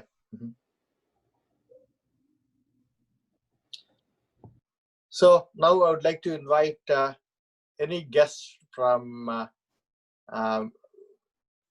India or here or UK would like to share something while judging is going on. Maybe Gopi, maybe you joined in the middle, like you are not part of the judging team. So we would like to share your ideas and how you want to continue this program after maybe like next year my daughter will be graduating. Yeah, thanks, Srini, and good morning, everyone. So happy to see everyone on a Zoom call like this. We did this last year in person. I was one of the judges, and I really enjoyed the contest and all the speeches. I thought everybody did an excellent job, especially when you're, given a time restriction and asked to present or talk in front of this audience and, given impromptu topics. I think they've all done a wonderful job. I've only heard a couple of speeches here, but they were really good. So very happy to be again part of this. As far as I think continuation of this program, I of course I know I highly support this. we need to figure out, Srini, Anvisha will be graduating next year. We just need to figure out how we want to continue this. But I think this program, as far as I heard from other contestants in the past, certainly helped develop their speaking capabilities and overall confidence. So I think this is something we need to continue. But we'll figure out how to continue, offline and publish the details. Yeah. Thank you, Gopi. If Carlet, if you are available, I think she's the one I have to say that the whole program is happening. I think when I was desperately looking for help, what to do, and Carolina was the one, accidentally we met in one of the PTSA welcoming table, and we said hey, I'm planning to do this. Carolina said, yeah, let's do it. So that's how the whole thing started. And I think now we are completing successfully second year. And Caroline has been helping me behind the scenes. And I would say this, from the school, I think without her, I don't think things would have been such easier for me. And she helped me with many things, including booking the rooms, on top of the things, always whenever I need emergency booking, sometimes we need a space because that room was occupied by somebody. Caroline has been the backbone of this whole program. With that, I would like to invite Scarlett to say a few words. Thank you, Srini. Your enthusiasm is absolutely contagious. You bring so much energy to all of your ideas, and I think the Toastmasters Youth Leadership Club has been one of your best ideas to date. The number of students who have gone through the program in these past 2 years is impressive. The skills that they show, when I sit here and listen to these speeches, it goes through my mind.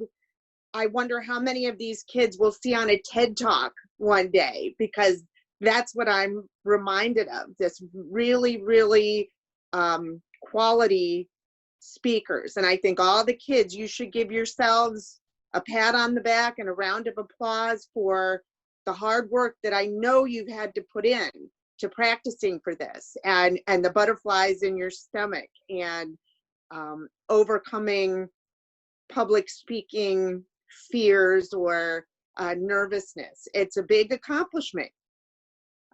So thank you, Srini, for bringing this very worthwhile program to Mount Hebron High School, and thank you to all of our judges and student participants. This is already only, I know it's half through, but it's been a really impressive contest so far. Thank you, Srini. Thank you, Caroline. So thank you for your kind words. Now I would like to invite Mr. Jim, our welcome back as president. He was a debate champion during his high school and college. So today he's coming back as a judge. So I would like to see from his point of view how he feels about the whole thing happening. Hold on just real quick, Srini. Looks like we have all the judges' ballots now, so I'm going to jump off with the ballot counters just to confirm the results. Sure. And we'll jump back on once we're done. Good. So, Srini, thank you for the introduction, and I will plead guilty to have been in debate in high school at least. I will tell you that my experience shows me that no matter how much you prepare and no matter how much you're ready, when the red light goes on and you're on the stage or on the spot, most of that will evaporate out of your brains. And I think all of our speakers today did an awesome job of keeping themselves composed and staying on track. It's hard, especially when you find yourself jumping a little bit off track and trying to get back in place. I know that the nervousness takes over, but I think everybody here did a great job, not only of doing the speaking, but of the structure of their speeches and keeping a coherent story pushed through. But I do salute you because I know it's not easy, and especially in this, this weird time of everything being Zoom. It's hard to engage with your audience when you're the only one in the room and you're trying to make that connection electronically. I give you all credit for that. So I appreciate being invited. I think everybody has done an amazing job, and I really do appreciate the sense of teamwork here. It's great, and this is what makes me really proud about both our school and our students and the people who support them. So thank you very much. Thank you, Jim. So wonderful to hear from you. Now, I would like to invite our judge who was kind of like, helped me throughout the season behind the scenes and helped me in the competition last year when I was struggling to see how I can conduct this contest. Miss Manjula, she was like a chief judge, contest chair, everything. I would like to invite Miss Manjula to give her speech. She's always there for us. Yeah. Thank you, Srini. Thanks for the introduction. Thanks for inviting me. Congratulations to all the speakers. You all delivered a great speech. It was really awesome. And kudos to you, Srini, and the whole team who has worked on this one. This is amazing that you were able to bring this program to the school. I mean, last year I observed, I was there physically in person. It's really great. I know it is, you put in a lot of effort to do this. I mean, the first item, in public speaking is the number one item is the fear, nervousness. And I didn't see any nervousness in the kids who gave the speech. So I could really see that you're very well, you trained them really well. And the quality of these speeches were really good. I mean, this was compared with a regular Toastmaster session. Congratulations, kids. I mean, it's not about winning, it's about participating, and more you deliver the speech, you really do good, and you all did a good job. Thank you, Srini, and I wish and I hope that you all continue this program every year in the school, and all the other kids also get benefited. Thank you. Kudos again. Thank you, Manjula, for all your help behind the scenes and today being a judge. And now I'd like to invite my mentor, and who was the one who sponsored this whole program, Mr. Dave Morris, who's always there for me to help me whenever I need help. Hey Dave, I need you. He is there. He came to our school to promote this so that everybody will be convinced. Mr. Dave. Hi, Srini. Thank you for inviting me back to your student speeches today. First, I want to congratulate all the students for participating in today's speeches. They were many wonderful speeches. Congratulations to students to get over their nervousness and giving up public speaking. It's not easy to do, especially when you're starting out with public speaking. You'll find that you're sometimes nervous, and just getting over the nervousness and delivering a good speech. I see that they've progressed quite far.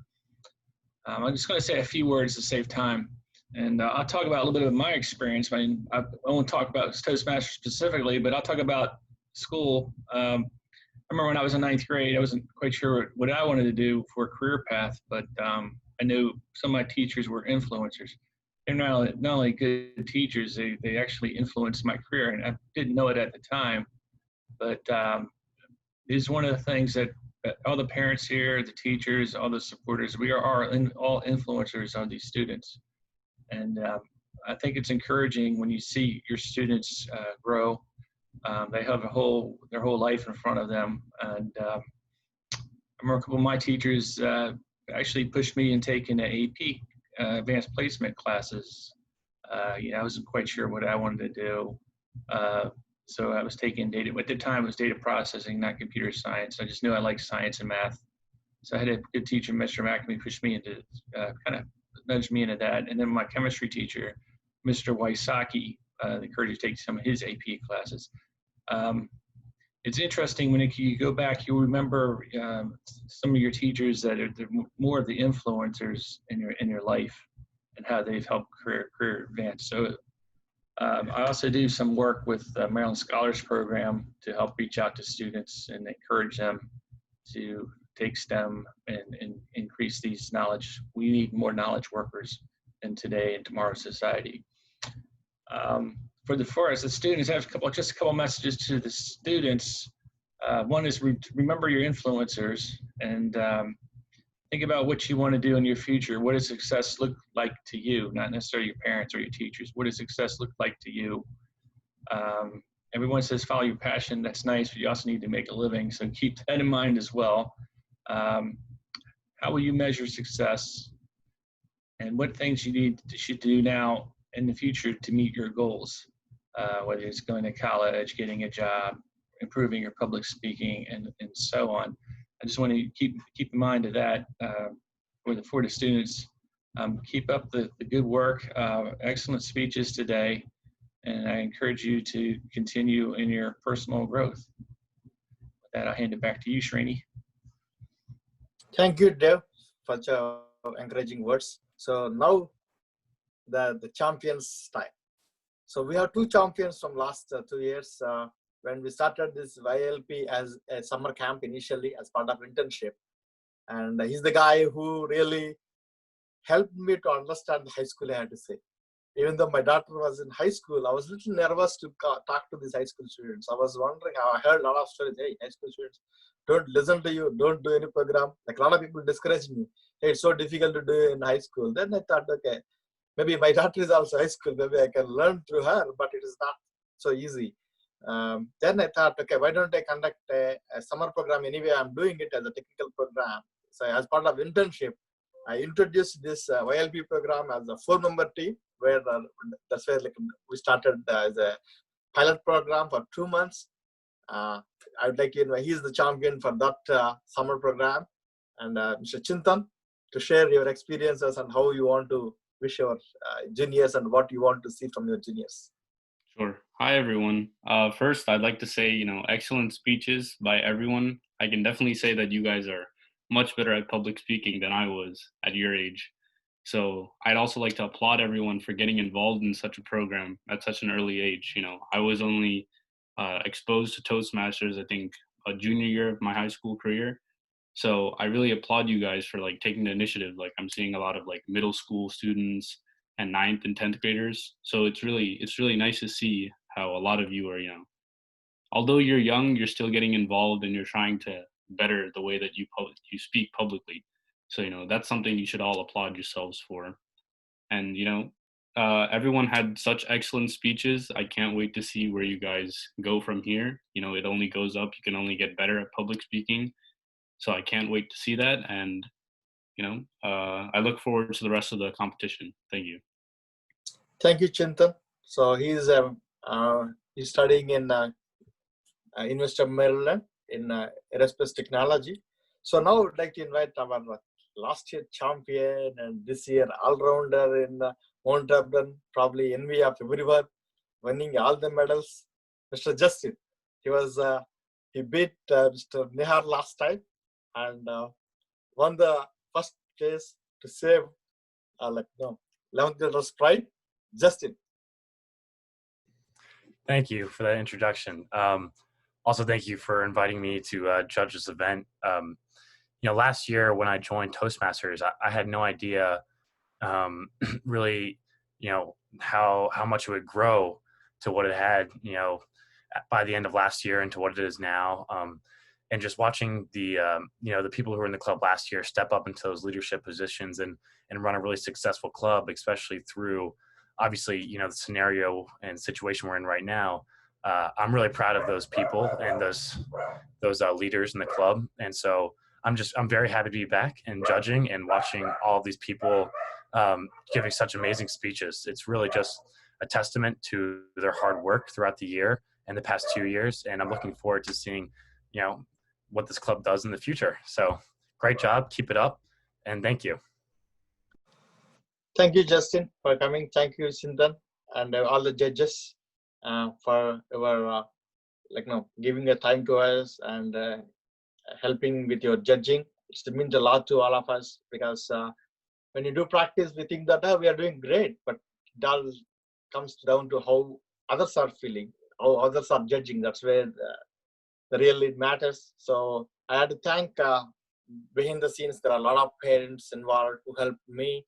So there are, especially we started when this COVID scenario started, and I was thinking our Mount Auburn students almost demoralized for 2 months. They were not even in a mood to come to this thing. Then I thought, okay, let me start this international session and how it goes. It's like an online Zoom program. Every Sunday we meet, and then in the middle, as the contest is approaching, maybe to wake up the Mount Hebron, I said, like, let's bring two teams together and challenge them during the friendly contest.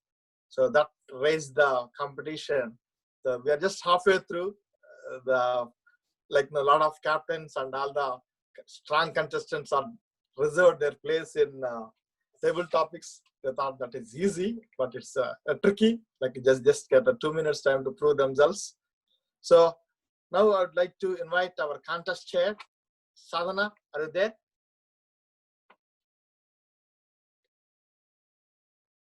She is one of our active club member, and she's a very good. And I like to do this table topics all the time in our club. Today, she's conducting a table topic session for us.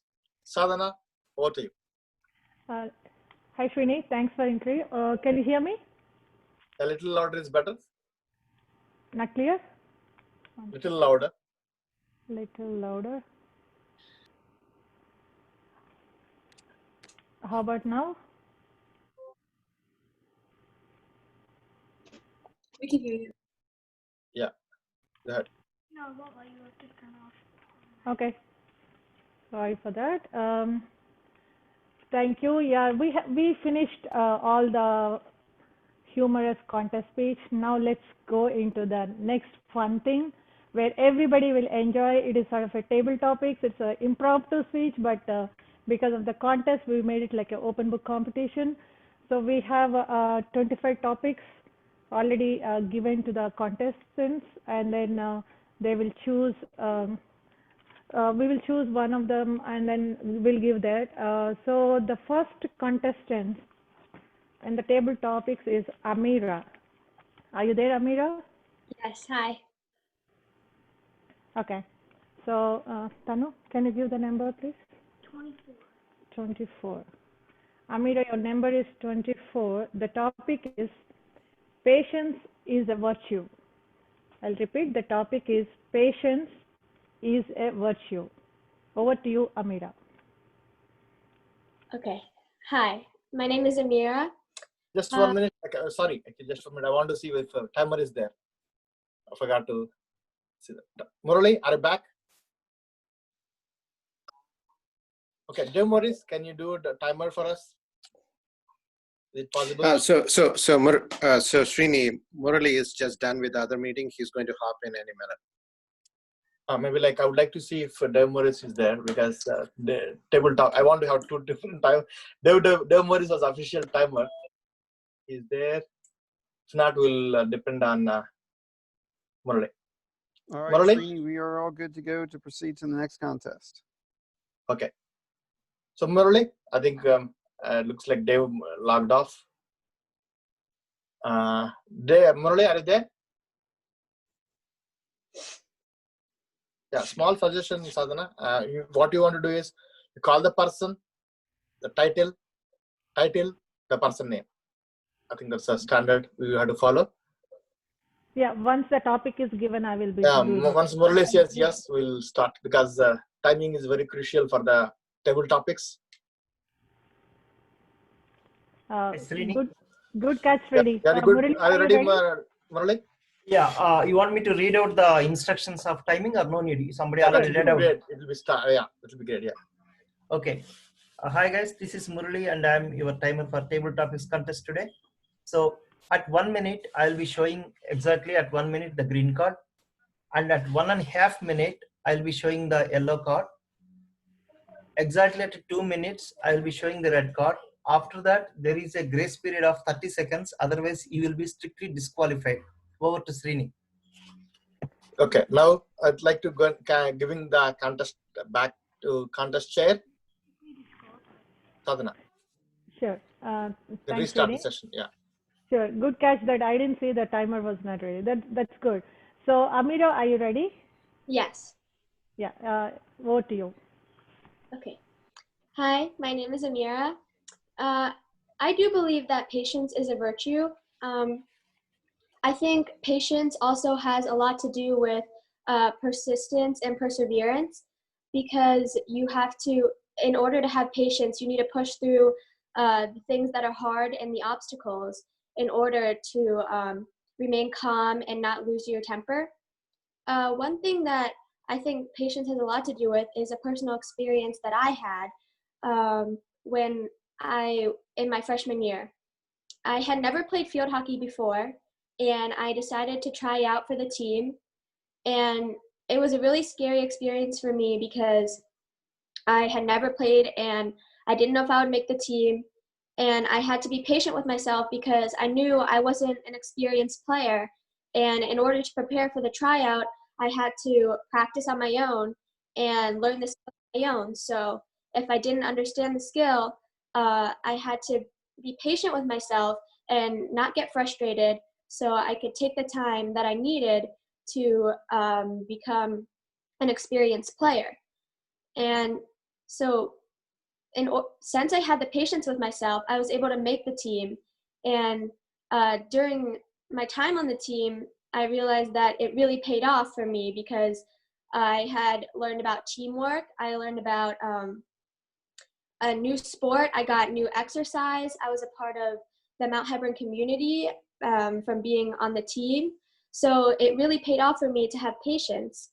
Another thing that I think patience has a lot to do with is when you get a new dog, which I'm hoping to get soon. You have to be patient with your new puppy because they don't know any better. And if you lose your calm, who is that really helping? If you stay calm, you can look forward to the bright spot. So if you stay patient, the main lesson is if you stay patient, you can do great things. Thank you.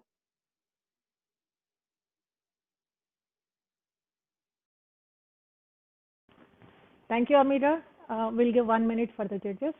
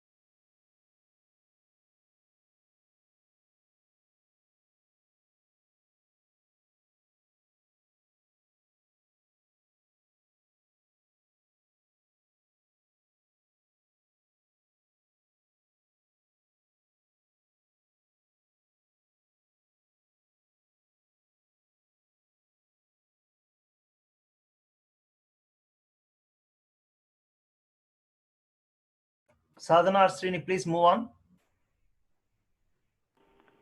Thank you, Murli. So we had Amira, the patient. Now we'll go to the next contestant, which is Satya. The number for Satya is 6. Satya, are you there? Just say hello. So Satya, that are you there? I'm this is here. the topic. Okay. Yeah, I'm here.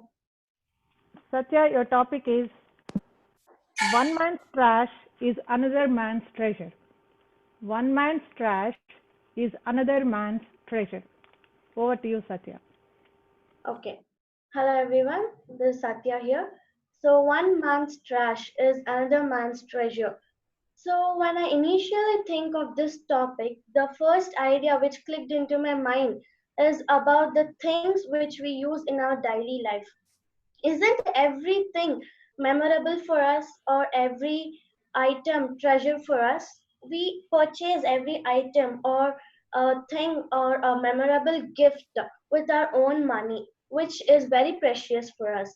So maybe there are many level differences for you. As a person, you'll be having many friends or many friends. So your friends can have a better item or better thing which is not present with you, so you may feel jealous. Why why why does uh, why does my friend have a better gift than me, that I don't have a better gift than her? So what should I do to earn a better gift than her? This is actual, I don't believe in these things. I feel that we all also have to leave this habit, which will give a better idea for us if we leave this. So then one man's trash is treasure for others. A person who doesn't feel that this gift is present with my friend, but it is not present with me, can feel every moment very precious, or everything is treasury for him. I feel this every time. So what I don't think we have to be self-satisfied in our life with whatever is present with us. I feel that everything or item is treasury for me. Some people even feel the uh, love of parents is very memorable, isn't it? So maybe some people feel egoistic in that love of people too, uh, where they feel a bit precious with that. So it is very happy for me in that love of preciousness. Well, that's all about my topic. Thank you.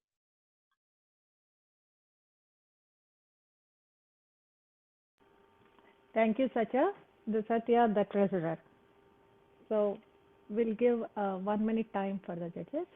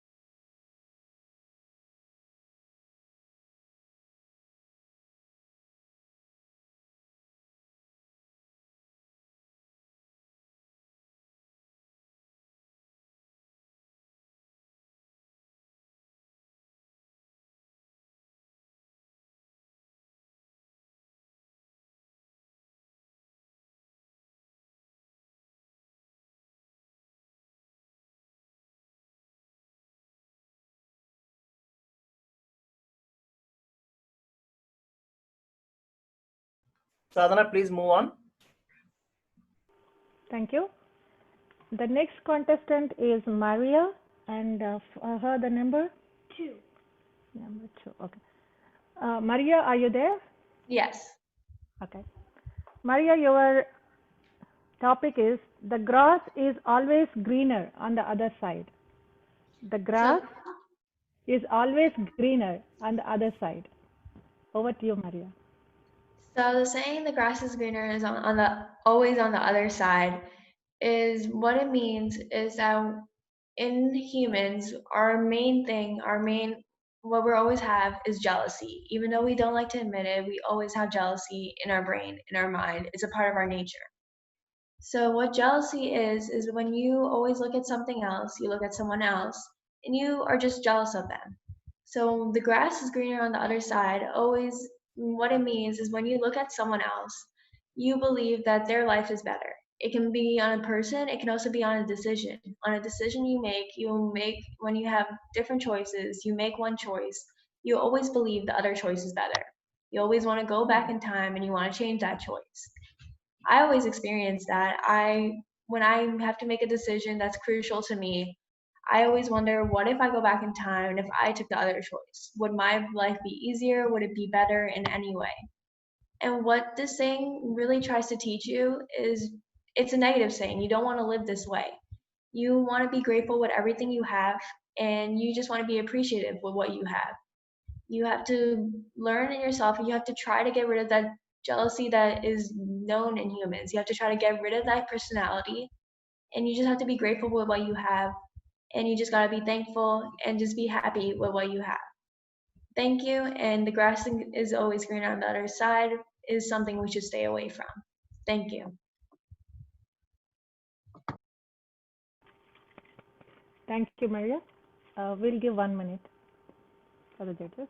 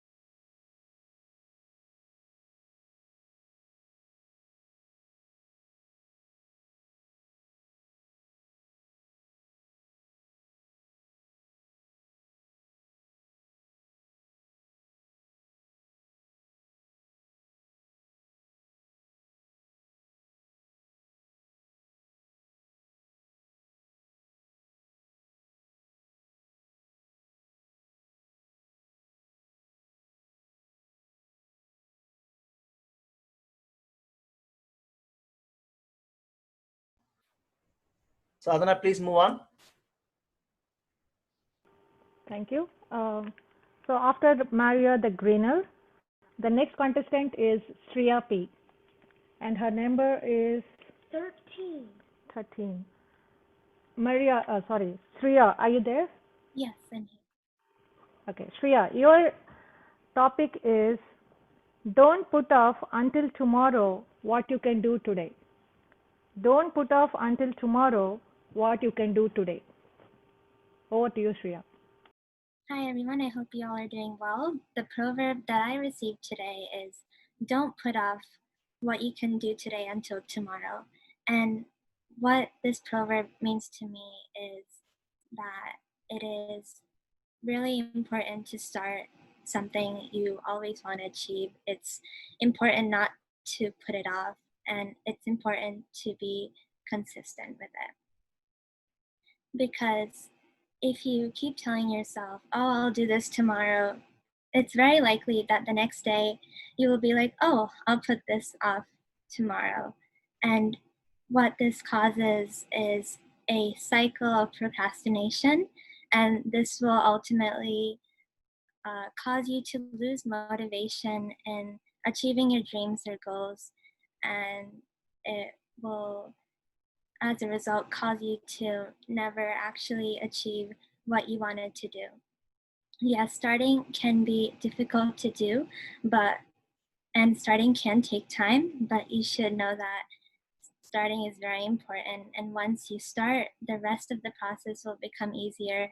Starting usually lays the foundation to the skills, to the more advanced skills you will learn after that.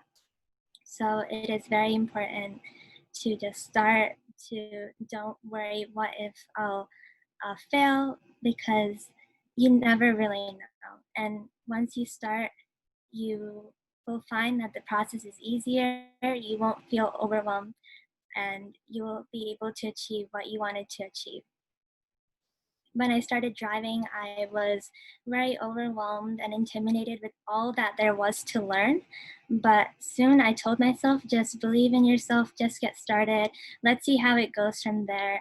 And I soon came to realize that the process became easier, and I made sure to practice a little every day from that onwards. And doing this, I was able to make significant progress. Thank you. Thank you, Shriya. We'll give 1 minute for judges.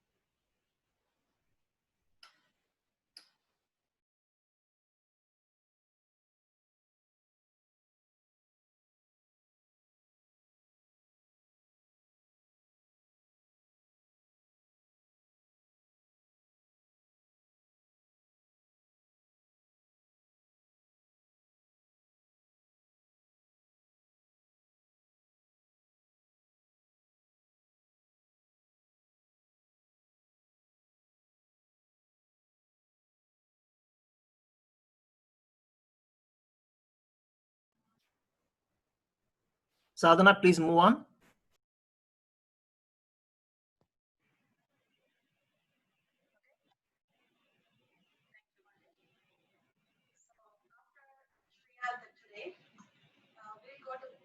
Move on to the next contestant, Ashwita.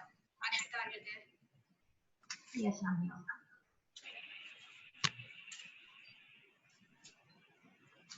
And your number, Ashwita, is 11. Sadhana? Sadhana, sorry to stop you. Could you talk very loud, because it's not audible clearly. Sorry.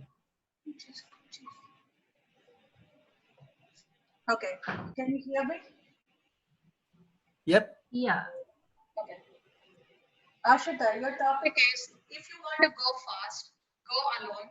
If you want to go far, go together. If you want to go fast, go alone. If you want to go far, go together.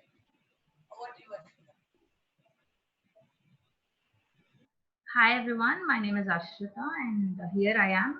And so I always believed in that you teamwork is really important, but sometimes teamwork does make us really weak, or at some point I don't agree, I don't really disagree that teamwork is not the not the thing to stop us at all, but sometimes it's really important to do for ourselves, which means you do your work at a point of time where it's really hard, and you do it on your own and receive the prize and everything on your own, and you get it by yourself, which doesn't involve any teamwork. So I personally feel that doing my work on my own makes me reach my goal really very fast, and I don't rely on people who work with me to reach my goal really fast. So I strongly believe in this proverb saying that you do alone, you reach fast, and you go with a group, you reach a bit late. So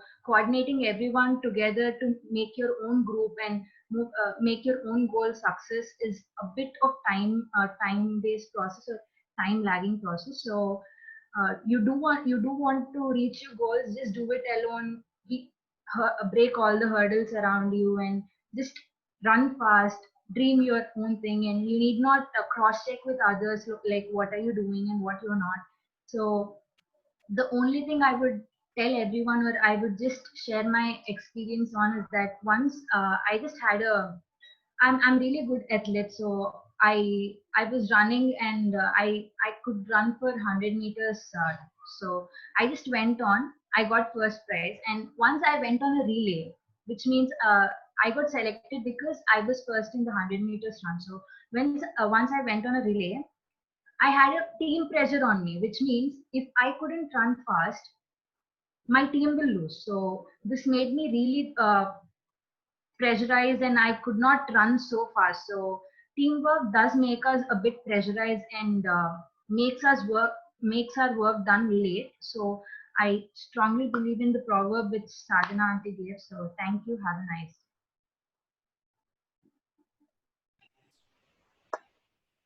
Thank you, Rishita.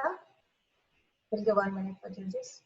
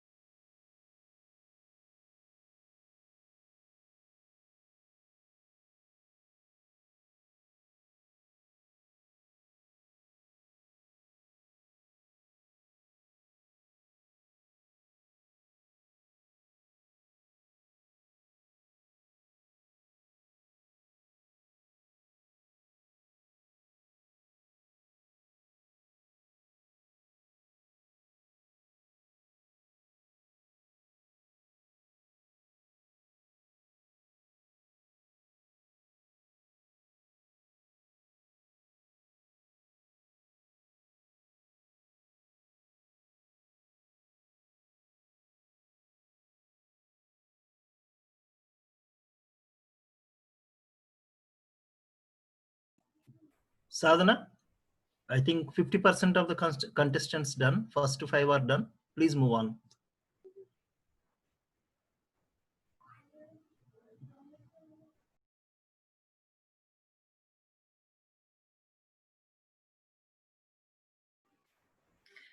Murali, can you hear me? I'm just checking my audio. Yes, it's good. It's good. Okay.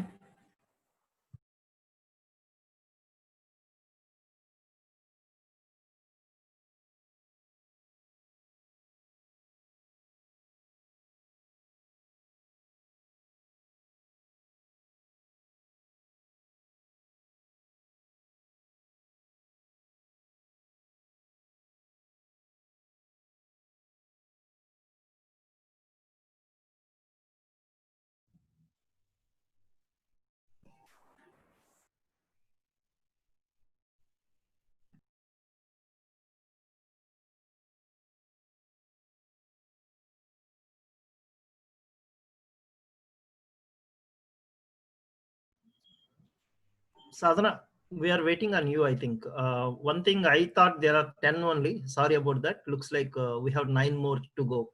Sorry for the confusion. You can move on. So the next contestant is Prudvi. Prudvi, are you there? Yeah, I'm here. Okay. Your number is 7. Yeah. There is no time like the present. Prudvi, the topic is there is no time like the present. Over to you, Prudvi. Yeah, guys, there is no time like the present. Now, in these COVID times, I have a lot of time to do what I want and uh, what I can do to be the successful. In previous days, when I come to the engineering, I want to lot of things in my life, and I planned so many things.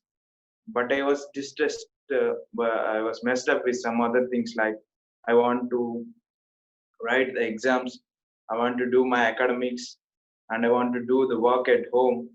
So I have no time to do or no time to think what I can do to be this successful. Now I have a time, this COVID time. Now I am thinking for what I can do, and now I am doing what was very useful to be success in my life. And in your life, you have a less time. Always you will think that you want to do many things, but you have very less time, but you are messed up with some other works. So create some time for you to think about yourself. If you have time to think what yourself, you can be a successful person. Thank you.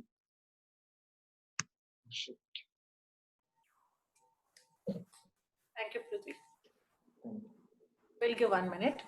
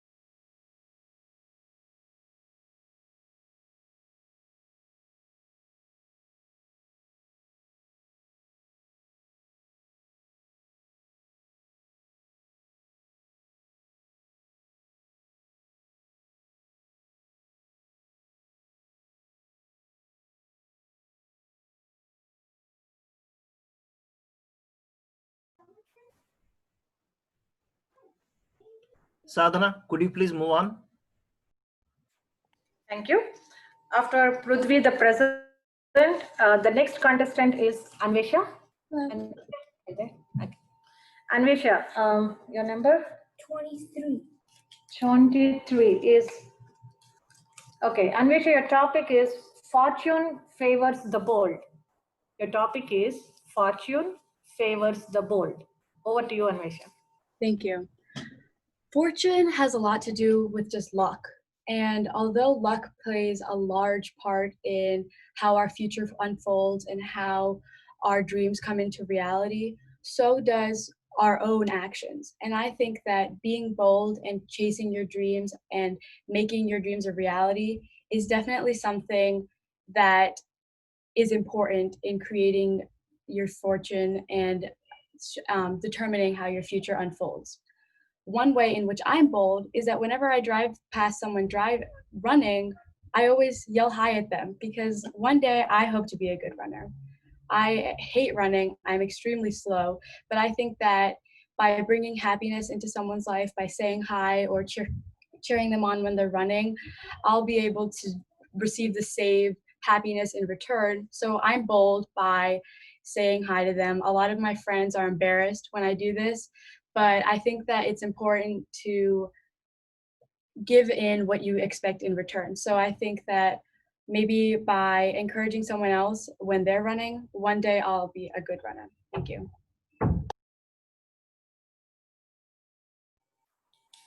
Thank you, Anvesha. The fortune. We'll give 1 minute time.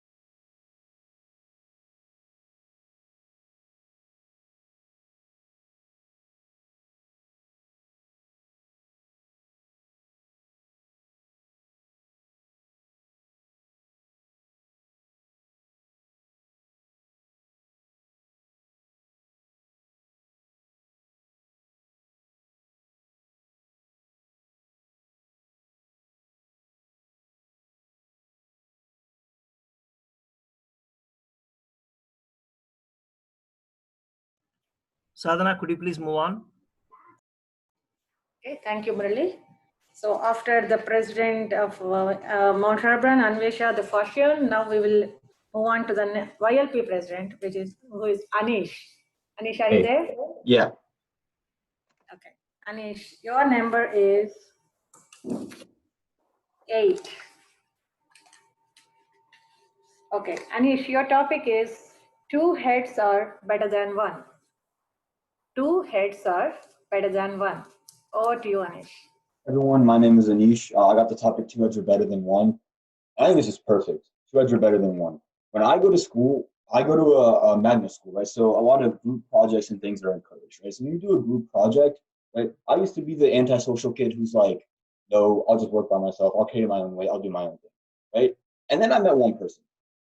Her name is Muriel. So every time that we work together, she's a godsend. Literally, we do projects together, and I'm like, oh, you got it. You can just do it. You can finish it off. Technically, it is 1 head, but there's 2 of us. So basically, I get to give my work to her too, and I'm like, you do it. You got it. And she's like, what are you gonna do? There's 2 heads. So what do you mean? I'll be here and you can work, right? So basically, I kind of abuse the strategy, right? But I tell her, you work, and I'll be the one to submit it, and I'll be the one to talk to the teacher, right? So 2 heads are better than 1, right? But you just got to know, you have to be the superior head. You got to be the one who is the leader, right? And you got to know how to use that 1 head in order to benefit yourself. But jokes aside, I think that if you find someone who's compatible with you and who's good at teamwork, right? Both of you can accomplish something that could take someone 2 days, you can get it done in 1, right? And things like that, right? You want to make sure that you're using teamwork in order to be the most efficient, right? There's a reason why when you see people like in any job, right? Teamwork is prioritized. Right now, a basis for success is how well you work in a group and how much of a leader you are, right? And in order to make sure that you're successful, know how to work in a team. Thank you, Anish. The better. We'll wait for a minute.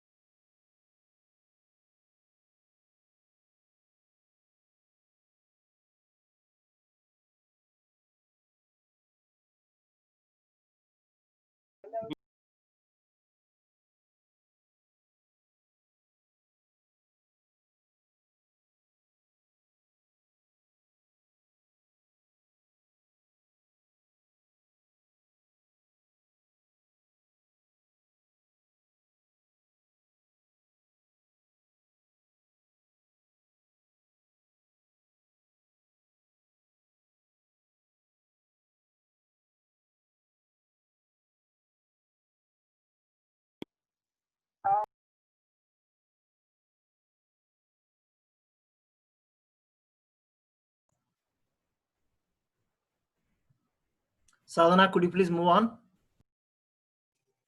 Thank you, Murli. So after Anish the better, we'll go to the next contestant, Johanna. Are you there? Johanna? Yes, I'm here. I'm here. And Johanna, your number is 5. Johanna, your topic is time flies when you are having fun. The topic is the time flies when you are having fun. Over to you. So my topic was time flies when you're having fun. In my opinion, this means that time seems to move much more quicker when we're enjoying ourselves and when we're having a good time.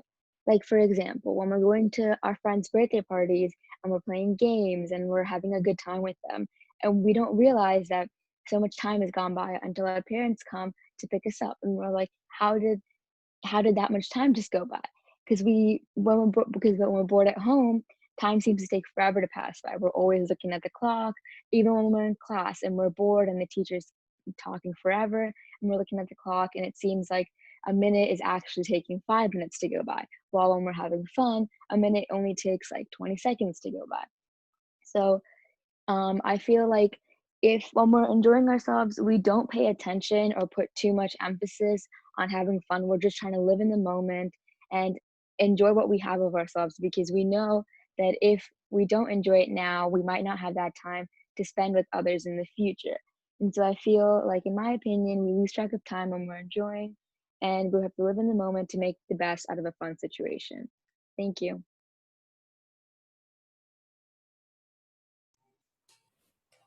Thank you, Joanna. The time flies. We'll wait for a minute now.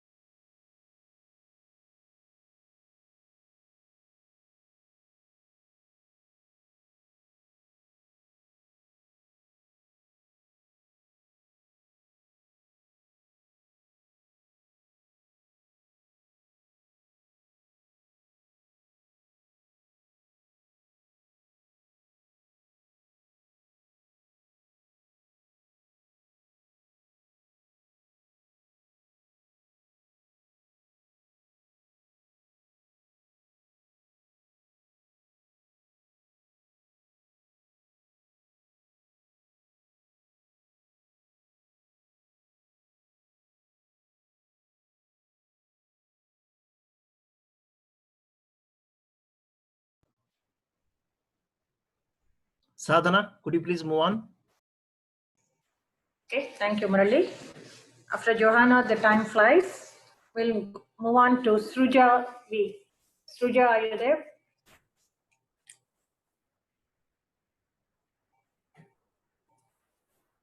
Sruja?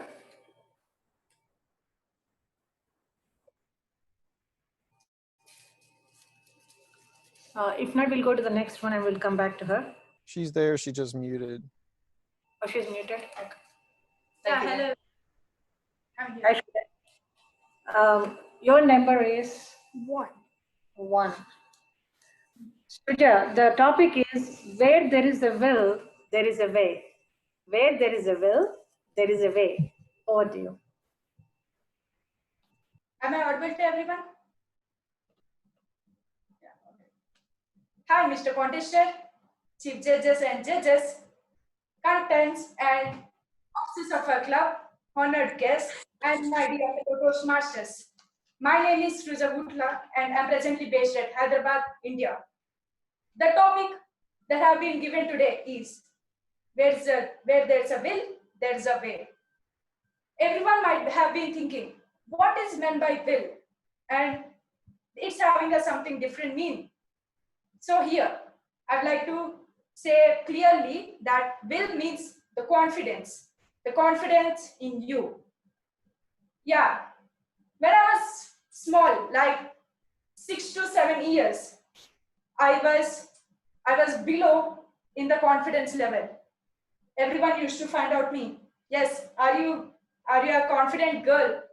Then when I have been to 8th class and 9th class, I have attended all the programs without fail. Then I had got so much confidence and I had won so many medals, etc.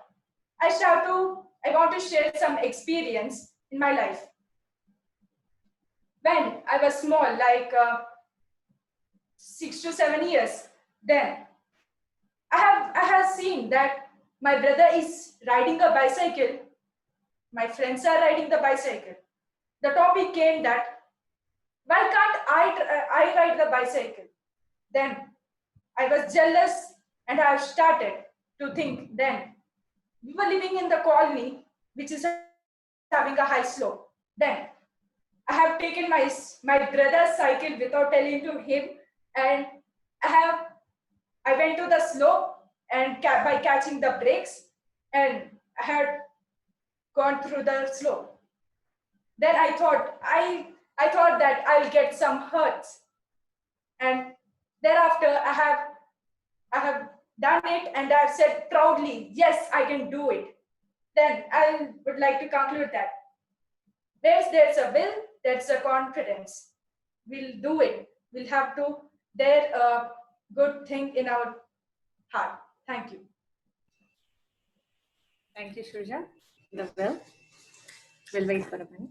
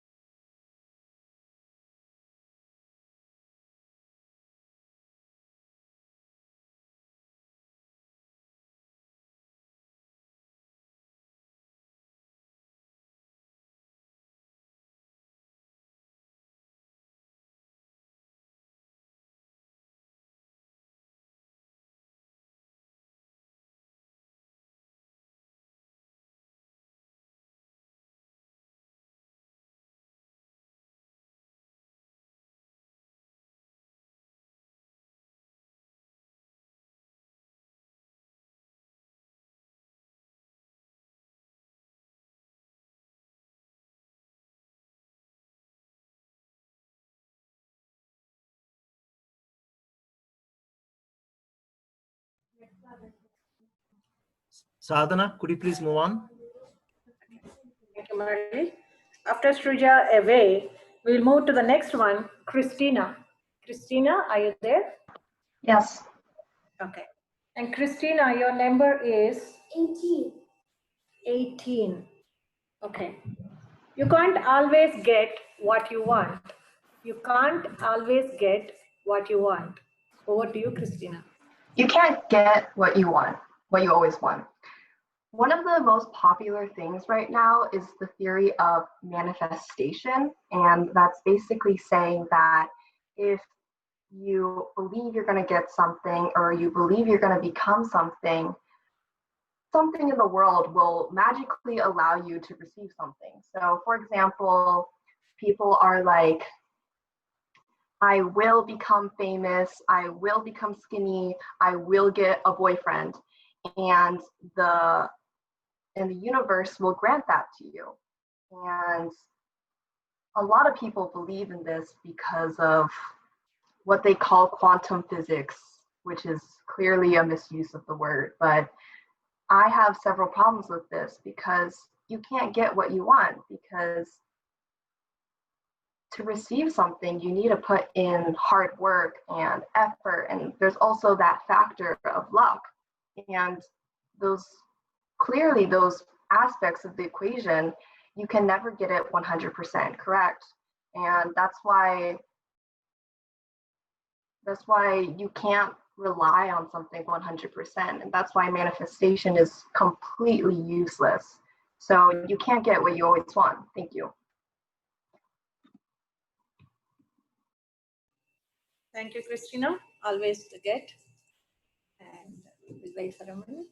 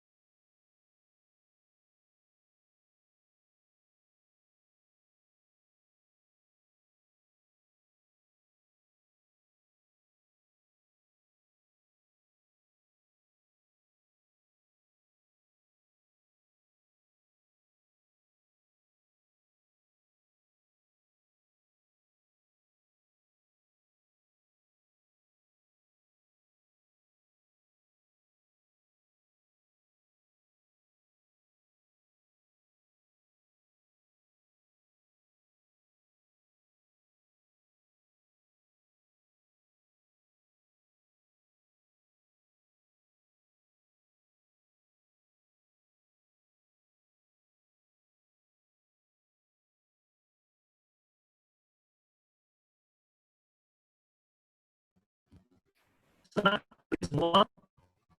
Thank you very much. So after Christina, they always get. We'll move on to the next one, which is Nikita. Nikita, are you there?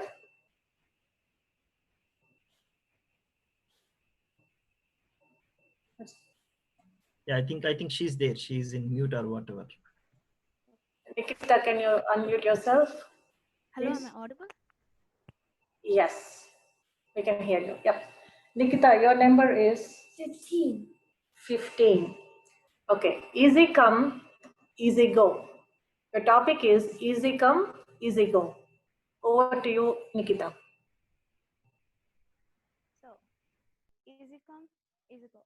Many people are very familiar with this idiom because day-to-day life we experience this. And now let me prove it. And first of all, I would like to thank the contester and the fellow Toastmasters and the honorable guests. And I'm sure parents would have got you many things since your childhood. Some of your are your favorite, and some of the things which you didn't like much. And in my case, yes, my mom did buy me many things too. And one of the things was a very pretty, beautiful white dress. My mom, since childhood, she was very obsessed with the white dress or buying me white dresses. I don't know why. I'm extremely notorious kid who likes to play in the playground a lot. And the same happened. She bought me a white dress. She told me to wear that. And yeah, I ran to the ground to play with my friends. Obviously, I wouldn't stop just for my mom's dress, right? So I went to the ground. And there, many of my friends came. And that day, we decided to play dodgeball.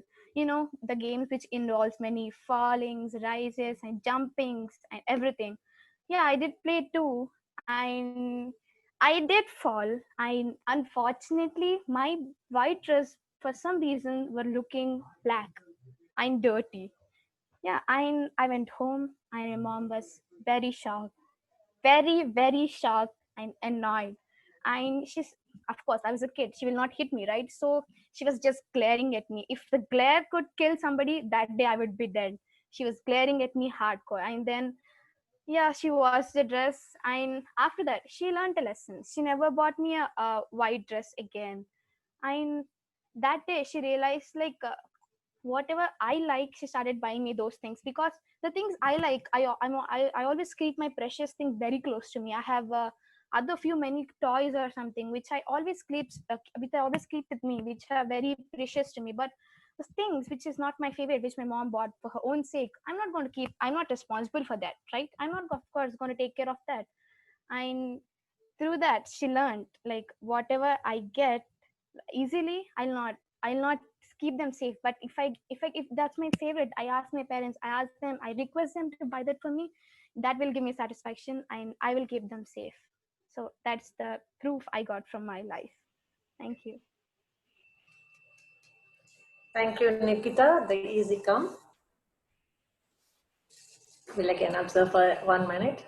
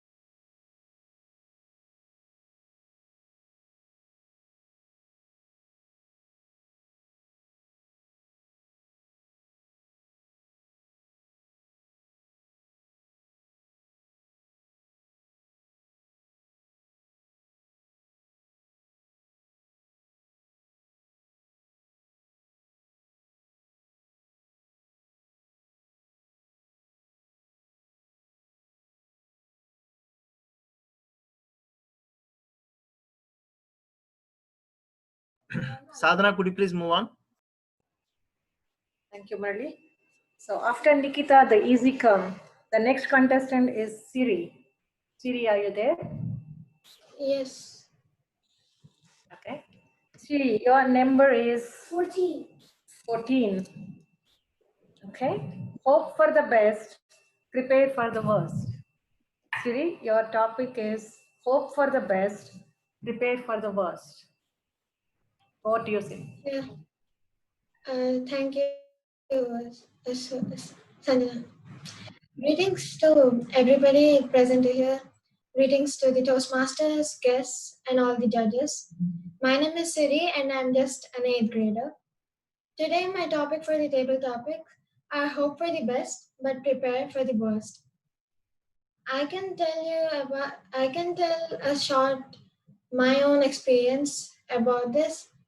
Is one, I was very little actually at that age. So we had exams during the start. We had our first exams, PA1. At that time, I was like very tense for exams, and I prepared very hard. So I thought I will get full marks and be the first in the class. I expected that. But finally, when I just saw my marks, I was like, I just lost 1 mark. That's it. I was like, just I got some third or second place, and I just lost 1 mark. But I was so silly that I was like, it's just the worst, or it is some end of my life. I just didn't know that it is just a silly third grade exam or fourth grade exam. And I finally learned that it doesn't matter anything, because you need to be prepared for anything. Mine is a silly incident, but there can be many incidents in your further life that can change your mindset, or that can change your upcoming future. You need to take everything positive way, and you need to expect both of them, the positive and the negative, so that you control your mind and stay balanced. And I always believe that we need to be prepared for both things, the worst and the best, and look in both the cases and try to find out a best way to come through. And thank you. Thank you, Cyril. The hope. We'll give a 1 minute.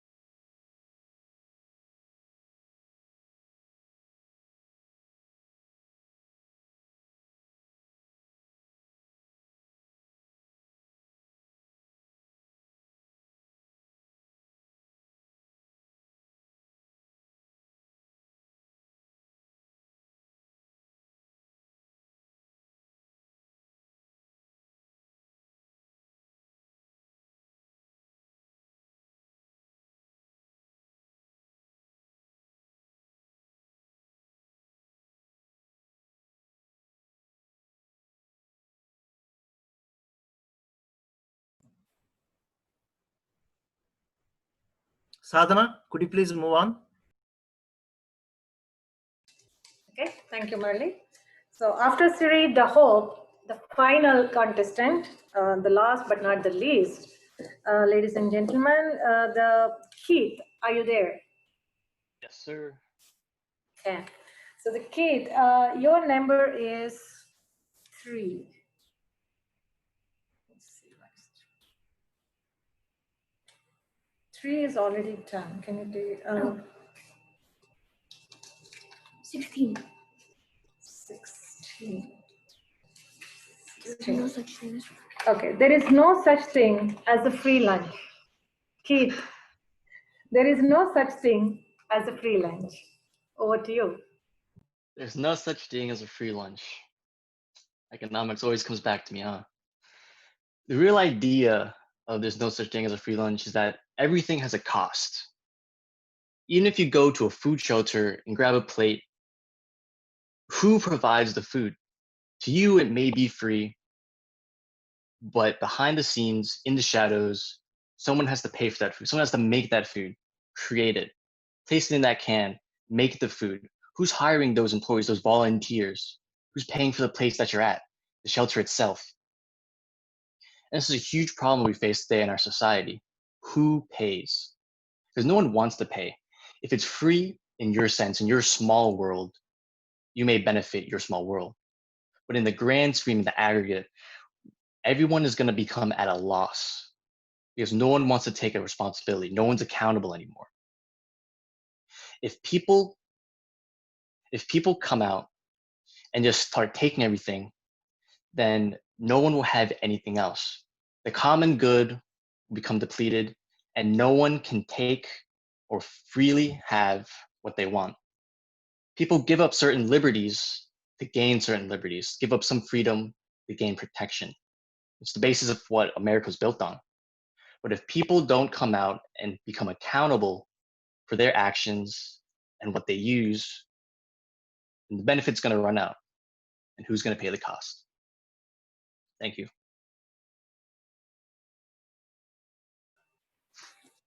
Thank you, Keith. Timer over to you. 1 more minute.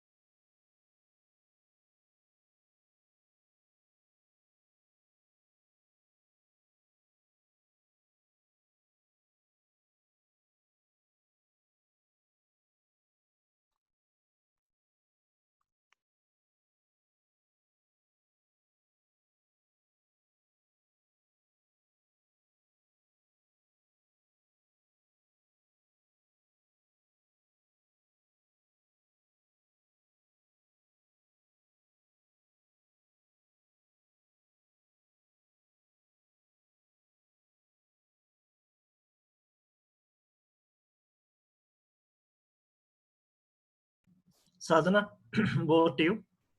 Okay, thank you, Murali. So with that, we have done the table topics. Srini, sir. Srini? Yeah, thank Yeah, you, or Radhana. I think judges will have time. The way I would like to do is, I think Dr. Miller is about to leave, and before that, I would like to invite Cynthia Williams, our District 18 Director, to give a few encouraging words to our youngsters here. Cynthia, are you there?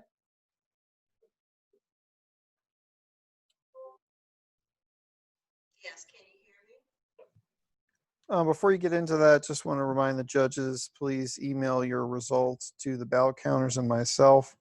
Once that's collected, we'll go ahead and tally up the scores, and then we'll jump back once everything is figured out. And John, I have the meeting open right now. Feel free to hop on.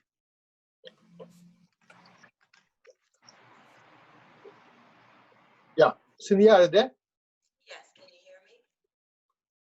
Yeah. Excellent. Go ahead, please. Excellent. Good afternoon, all, and thank you all for having me. Thank you for the invite.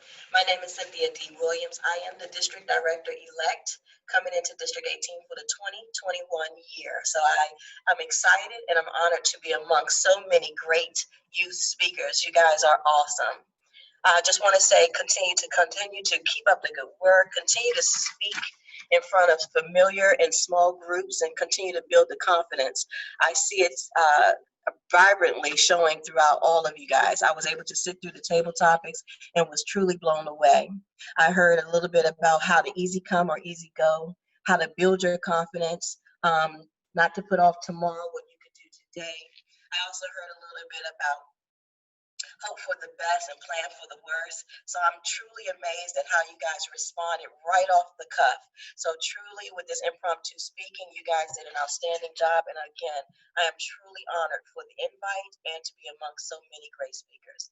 You guys continue to keep it up because everything you're doing today are very transferable skills.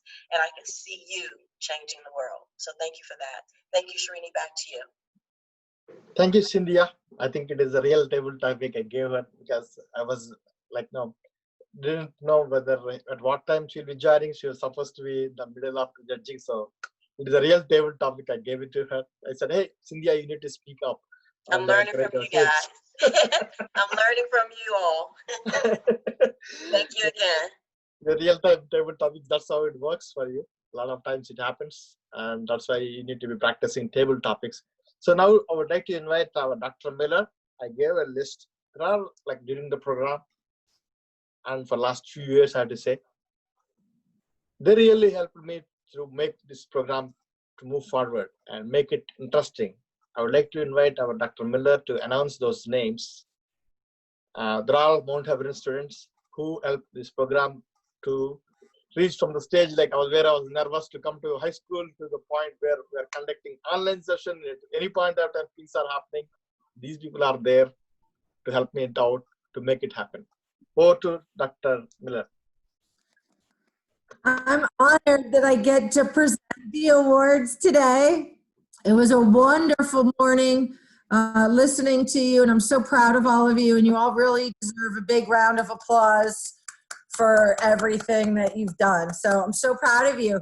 We're going to start with the certificate of appreciation, and that is going, wait, is it certificate of appreciation or are we doing the youngest leader? All of it. That is for the 6 names. Yeah, that is all for everybody get the same. All right, so am I starting? With so number 6. Yeah, I gave you 6 names. I'm starting with number 6 for being the youngest leader. Yes? Yes, correct. Okay. So that's Sanjana. Congratulations for being the youngest leader. Thank you. So, thank you, ma'am. I just want to tell about her a little bit. I think we have a lot of officers of all, like now she's the youngest who's very energetic. So that's why she got this award. Thank you, Dr. Miller. Go ahead. Okay, I would like to thank and congratulate Anwisha for leadership and mentoring. Thank you.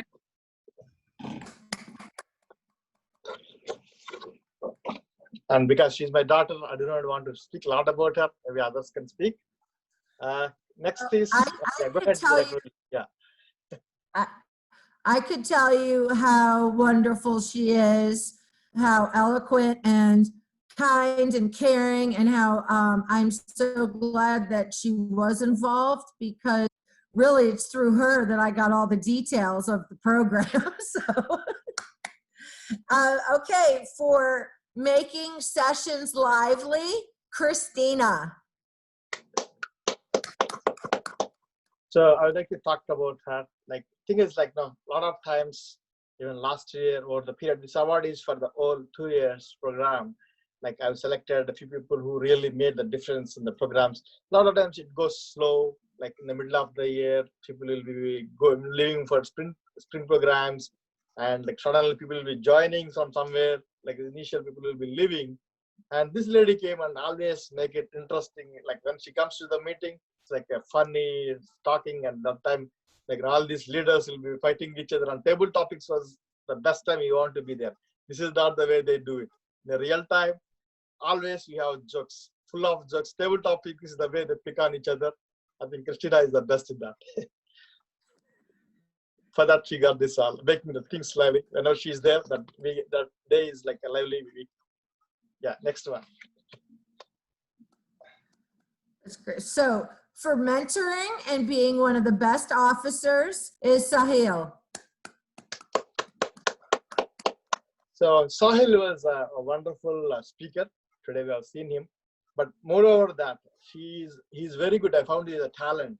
He's good as a speaker, but he's a very good as a trainer. Like for this international program, I allocated Anesha, Sanjana, and Sahil. Between the three, like I found that Sahil made a big difference to the team he was mentoring. I think probably today one of them will be getting medals, I believe. Let us see who will be getting. Like in the pre-finale, Sahil didn't get the first place, but his kid got first place. He was so happy for that. So that way, Sahil is a wonderful mentor and also a wonderful officer. Whenever I ask him, hey, Sahil, I want it. He's my go-to man. Thank you, Sahil.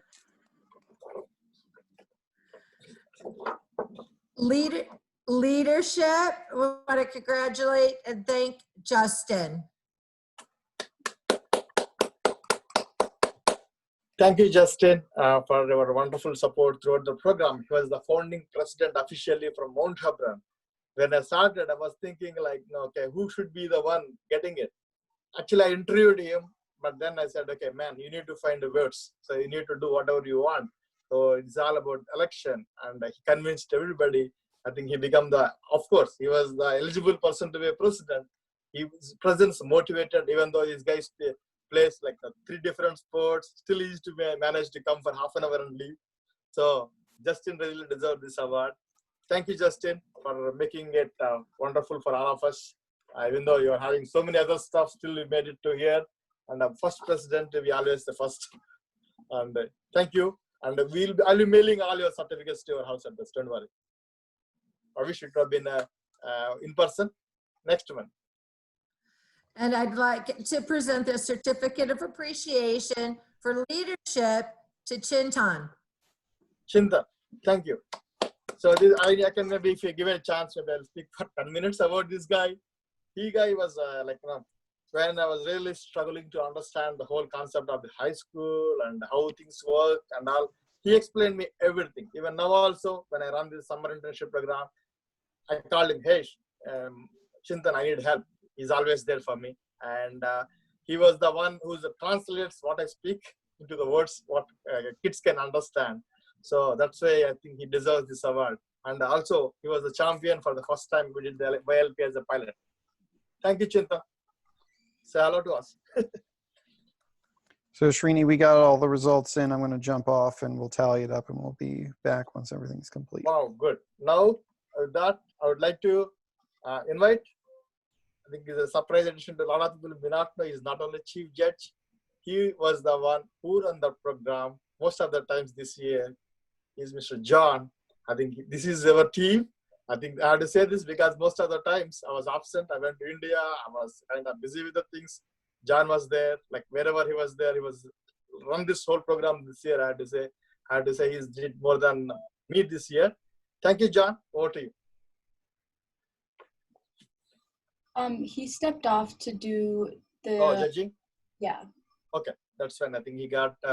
While he is there, I would like to invite parents of people who are behind me to run this whole program, and they have been doing a lot of maybe especially the international program. I would like to call the parents who are participating in this. Probably Murali went to that room. Maybe I would like to invite Sadhana first. If you are here, or you went to the judging room. Yeah, just say a few words before judges comes back, Chief Judge. Sure. Yes, compared to pre-finale, this finale is really tremendous. You know, I see lots and lots of competition in here, and it's very positive one. And I really amazed with the Mount Hebron High School performances, and of course the YLP who just started, but even they were, equally beating, contesting with the MHS people. So overall, the program is really good. I see a lot of difference from the students who started, especially the YLP people who started from beginning and now, and even the Mount Hebron from last week to this week itself, I saw a total game change. So it's really good, and I'm really excited to be part of your contest, and good luck to all of you. Thank you, Srini. Thank you, Sadhana. So I would like to invite parents who are behind this international program one by one. Can I invite Mr. Srinivas Damarla from UK? Nanta, is your dad is here? Hi, I'm here. Yeah, go ahead. Okay. First of all, congratulations to everyone. It's a great participation, and we can see top quality speeches from every single one of you, and you and your parents should be proud of your performance today. And congratulations to everyone. First of all, it's not only the quality of speech. I think the other thing I noticed is the confidence that everyone has shown in giving those speeches, because that confidence and self-beliefs goes beyond your public speaking capabilities. You can apply and bring the confidence to everything you do in your education and in future careers as well. So it's good to see that the self-belief and confidence in every one of you. So well done, you all guys. And also I want to thank Srini for bringing effectively people across the world into this group. It's not an easy feat by any means. So well done, Srini. It's a lot of credit goes to you for organizing all this. Thank you, Damarla. Now I would like to invite one more parent who was behind the whole program, Mr. Paturi. Are you there? Go ahead. Hey, Srini, just joined. Right timing. Just joined. Maybe I'll get back to you. Maybe I'll look to invite Mr. Vota Okay. Suresh, if you are there.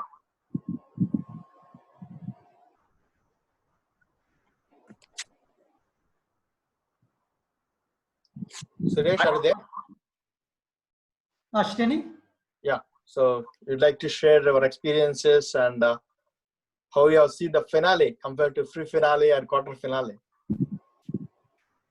No, actually, we must compliment all the kids, children, who are trying to give their best, be it a weekly program or be it a contest. So the wholehearted participation is there. So definitely they must be working, practicing before coming to the contest. So like last time I had shared my observation that each kid is improving week by week. And of course, even after completion of this program, if they continue the same spirit and practice, definitely I'm sure they will go places. And today all the contestants, they have done to the best of their ability. And being a YLP program, like children from India, UK and US, they get to know each other. More importantly, the geographical distance or barrier, we can say, they will get little opportunity to interact students from the other continent. So there will be some prejudices or lack of idea, like what is the level of competence across the continent. So I personally feel the students from India as well as UK and USA, they will get to know the competence of their counterparts in other countries, and this is a moral boosting and confidence boosting exercise for them. So once the confidence is there, definitely it will propel them to new heights. And I must compliment Srini especially. So you are the driving force, and you are taking all the liberty and taking liberal help from the parents. And I'm very happy that all the parents, they are spending their time, they are giving their valuable time. And definitely it all has contributed for a wonderful program that is going to conclude shortly. And I think speakers have been telling time and again, winning is only a small part of this competition. The major impact is your preparation and your presentation to the best of your ability. So I once again thank everybody, and let us move forward together. Thank you. Thank you, Suresh. And I would like to see any parents from India who would like to share their ideas or what Rini, is real the... quick, just want to make sure that you got the results that I sent you. You sent it to me? I think you are the one who will be announcing it anyway. So I'll be keeping you at the end. And I would like to invite anybody from India before we move back to... Srini, you actually have to jump off, but just wanted to make sure you got that so that you have it to be able to announce. Okay, then why don't we give it to you, Mr. John. I think he was back to America. He was our mentioned partner in the program. So before I bring in other speakers, I would like to invite John to announce the results so that I can start giving the prizes. Maybe you can start with 6 in table topics or speaking, whatever the order you want. All right, well, we'll start 6th place in table topics. Goes to Ashrintha. Ashrintha, congratulations. Maybe now you guys can enable your videos. Okay, for 5th place in table topics, it goes to Nikitha.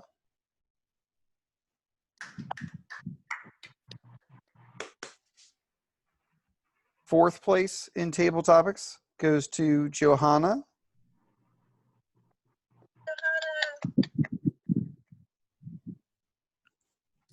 Third place for table topics goes to Anish.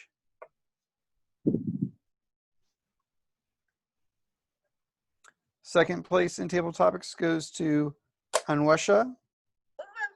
Wow.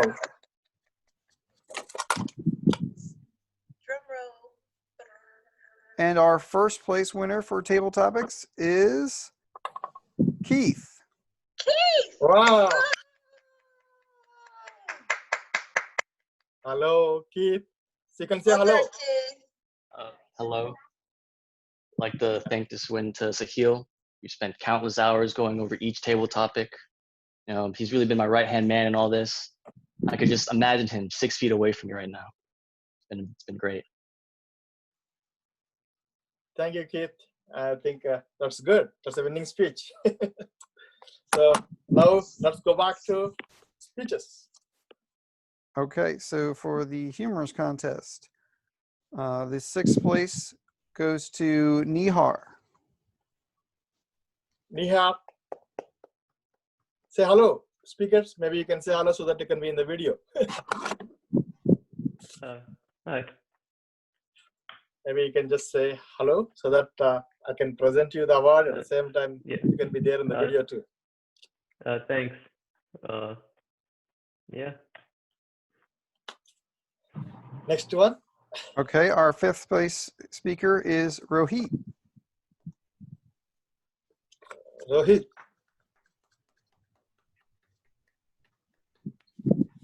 Are you there, Rohit?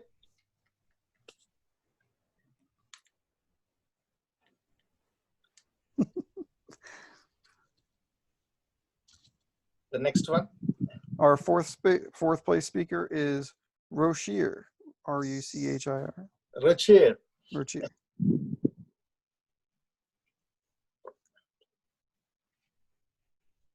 Now the medals. All right, our 3rd place goes to Nanditha. Wow. Nandita, you can say hello.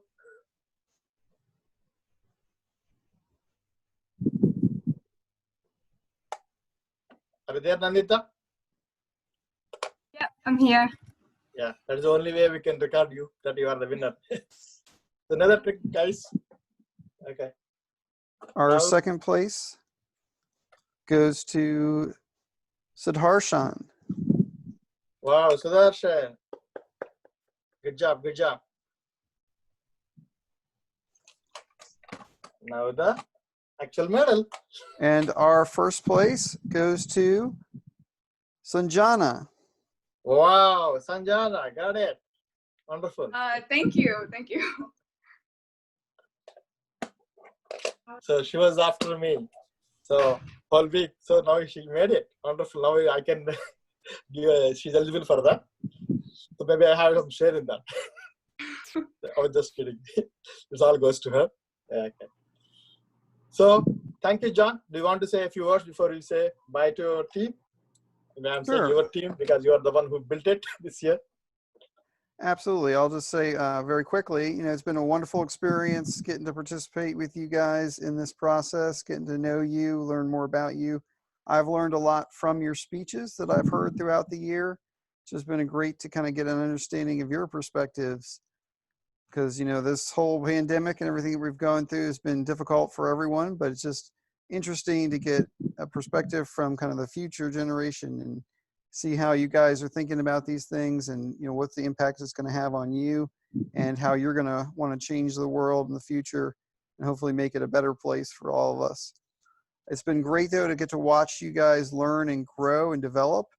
It's amazing, I'm sure, for you guys to think about, the first time you walked in the door of this program and maybe the fear and trepidation that you had, and just to think how far you've come from that initial position to just the ease and comfort of seeing you guys speaking today, and especially in a challenging thing like a contest where you're pitted up against your peers. It's intimidating for everyone who participates in the contest. So it's impressive to see you guys, stand up, have that confidence, and show what you've learned.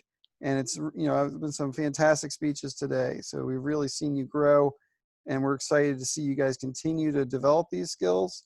I'm sure they'll benefit you, whatever career or position that you choose to do in life.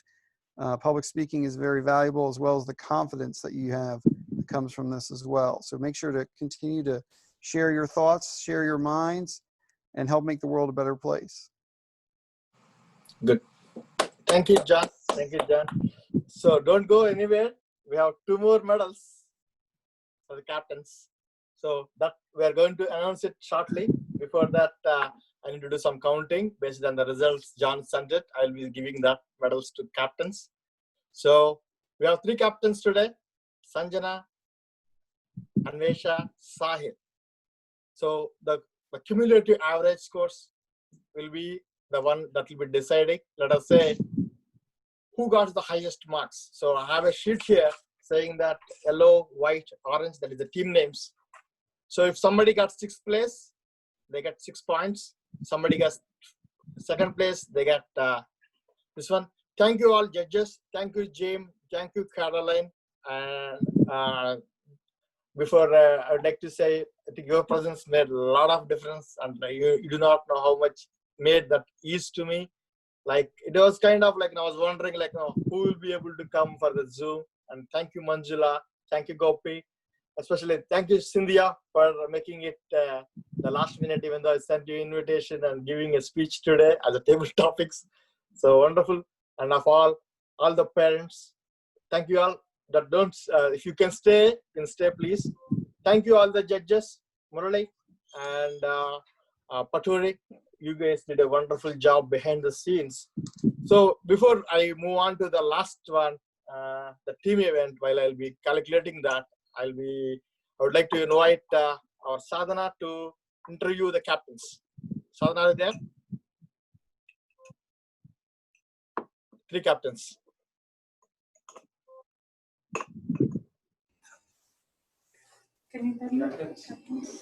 Maybe you'd be inviting interviewing the 3 captains while I'm calculating the award for who is the best captain or who will be getting the 2 awards. And we have a 3rd place also. So don't worry, all the 3 will be getting.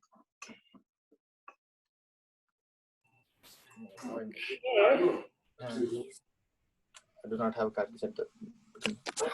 Since I want to know what that, but I know Ashita is one of them, so maybe I'll start with Ashita. Meanwhile, I will, somebody can give me the list, please. Ashita, are you there?